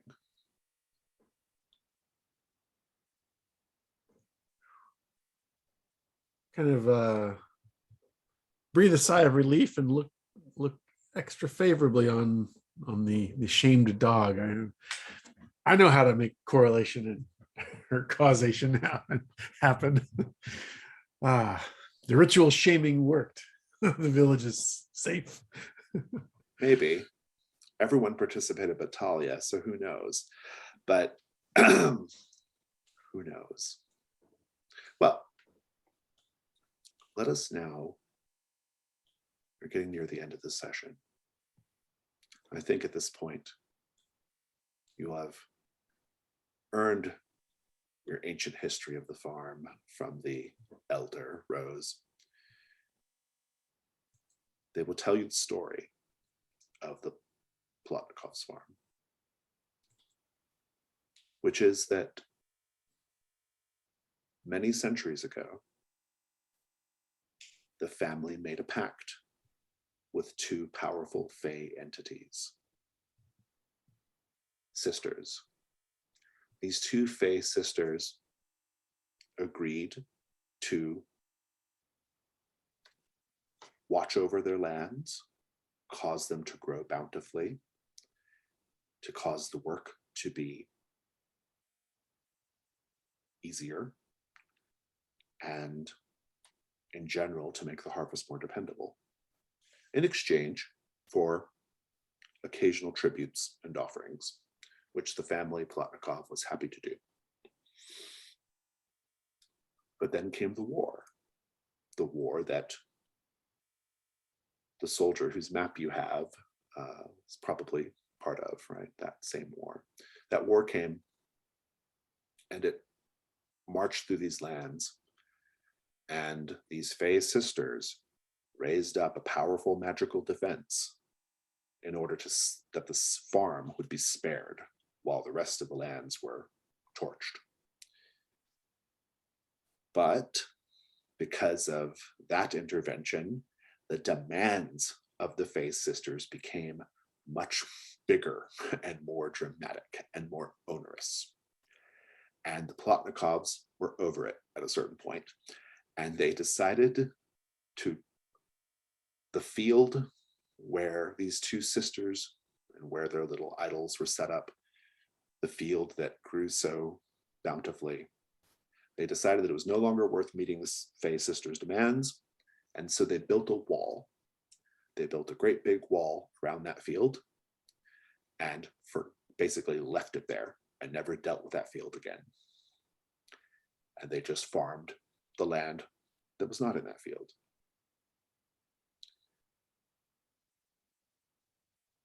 And that's the story.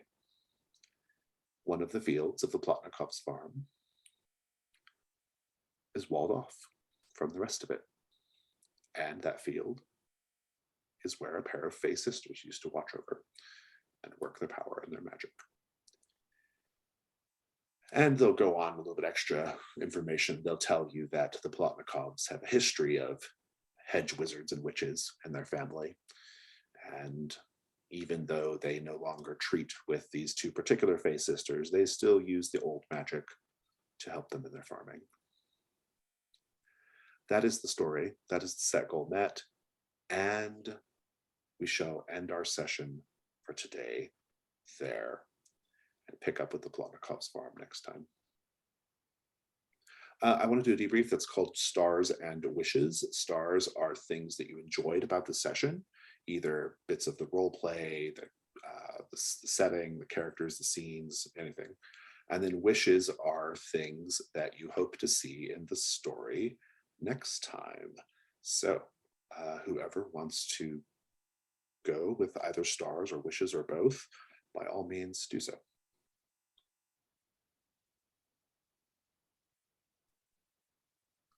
I don't mind starting. I think a star for all of us. I thought the character action was really fun, and I thought that was really great that we did that really well, because especially in first sessions, it's easy to just like, I'm gonna do my own thing and so I get all warmed up. So it was fun having little conversations and being able to like poke at people. And I think wish for next time is just to do some rolls, but that's more on me than anything. So wish for myself. That's good. Who wants to go next? Yeah, I liked stars. I feel like we got to exercise a lot of the different. So this is my first time playing Trophy Gold, and so I think it's been really good to give a good broad sense of all of the kinds of interactions that can be done. So I think that was great. I don't think I'm under any. I don't think I'm in a hurry to get into combat. I think the kinds of dangerous situations we've been in have been a lot of fun. but yeah, definitely more interaction with people, less in an adversarial sense, but in a more collaborative investigation kind of a role play sense. I enjoyed that part. I will see more. Yeah, I'll go. I thought everyone did a good job of like slipping into their characters. Like Darren said, that can be kind of hard in the first session, especially with a group of people you've never played with. And so I really enjoyed that. Everyone did a great job with the devil's bargains and things. That was really fun. I thought everyone had great ideas, and we were able to get a lot of cool ideas at the table that made those scenes more interesting than they might have been otherwise. And I just like the general sort of tone that we have going on here. There's like a sort of half levity, but also like half creeping darkness kind of going on, things creeping about and things sort of pressing in on the edges, which I think is really fun. And my wish is just to see if Talia pays a price for not shaming the dog. So we'll see. Oh, I'm sure I'll pay. I'd like to give a star to Osto for the insane counter, just running counter to the entire character creation process, because you're running this supposedly super, I mean, if you're previously an inquisitor and you're good with weapons and armor, and you're playing like a cowering, just can't do anything in like these really aggressive situations, it is completely opposite to someone what you would expect from that sort of character, which is hilariously fun to see. So I'm looking forward to seeing more of that. Well, I'm curious if it's like cowardice or if it's like just like aloofness. Like I feel like it could be both, you know, which I think is intriguing. So far, he's just based on how he's presented it. I'm leaning towards cowardice, but there's room to grow. We'll see what happens. Indeed. I've definitely enjoyed like the party dynamic and the like conversations we've all had. It's really interesting building a character and then jumping in and trying to play and discover them. And I feel like I'm taking a bit from everyone as I sort of develop my character's identity, which is really cool to do. I guess like my only wish is just to continue this dynamic that we have and see what other perilous, dangerous situations we can get ourselves out of. Mm-hmm. Was that everybody? Merwin, did you go? I don't know. Did you? I guess you did. Yeah. Any other stars and wishes? Star to you for GMing. Thank you. Yeah, I had a great time. It was really fun. Yeah, thank you for running. Yeah, you bet. And we've got 2 more sessions. That's plenty of time to finish Where the Wheat Grows Tall. And I will look forward to doing that. I'm going to go ahead and stop the recording now.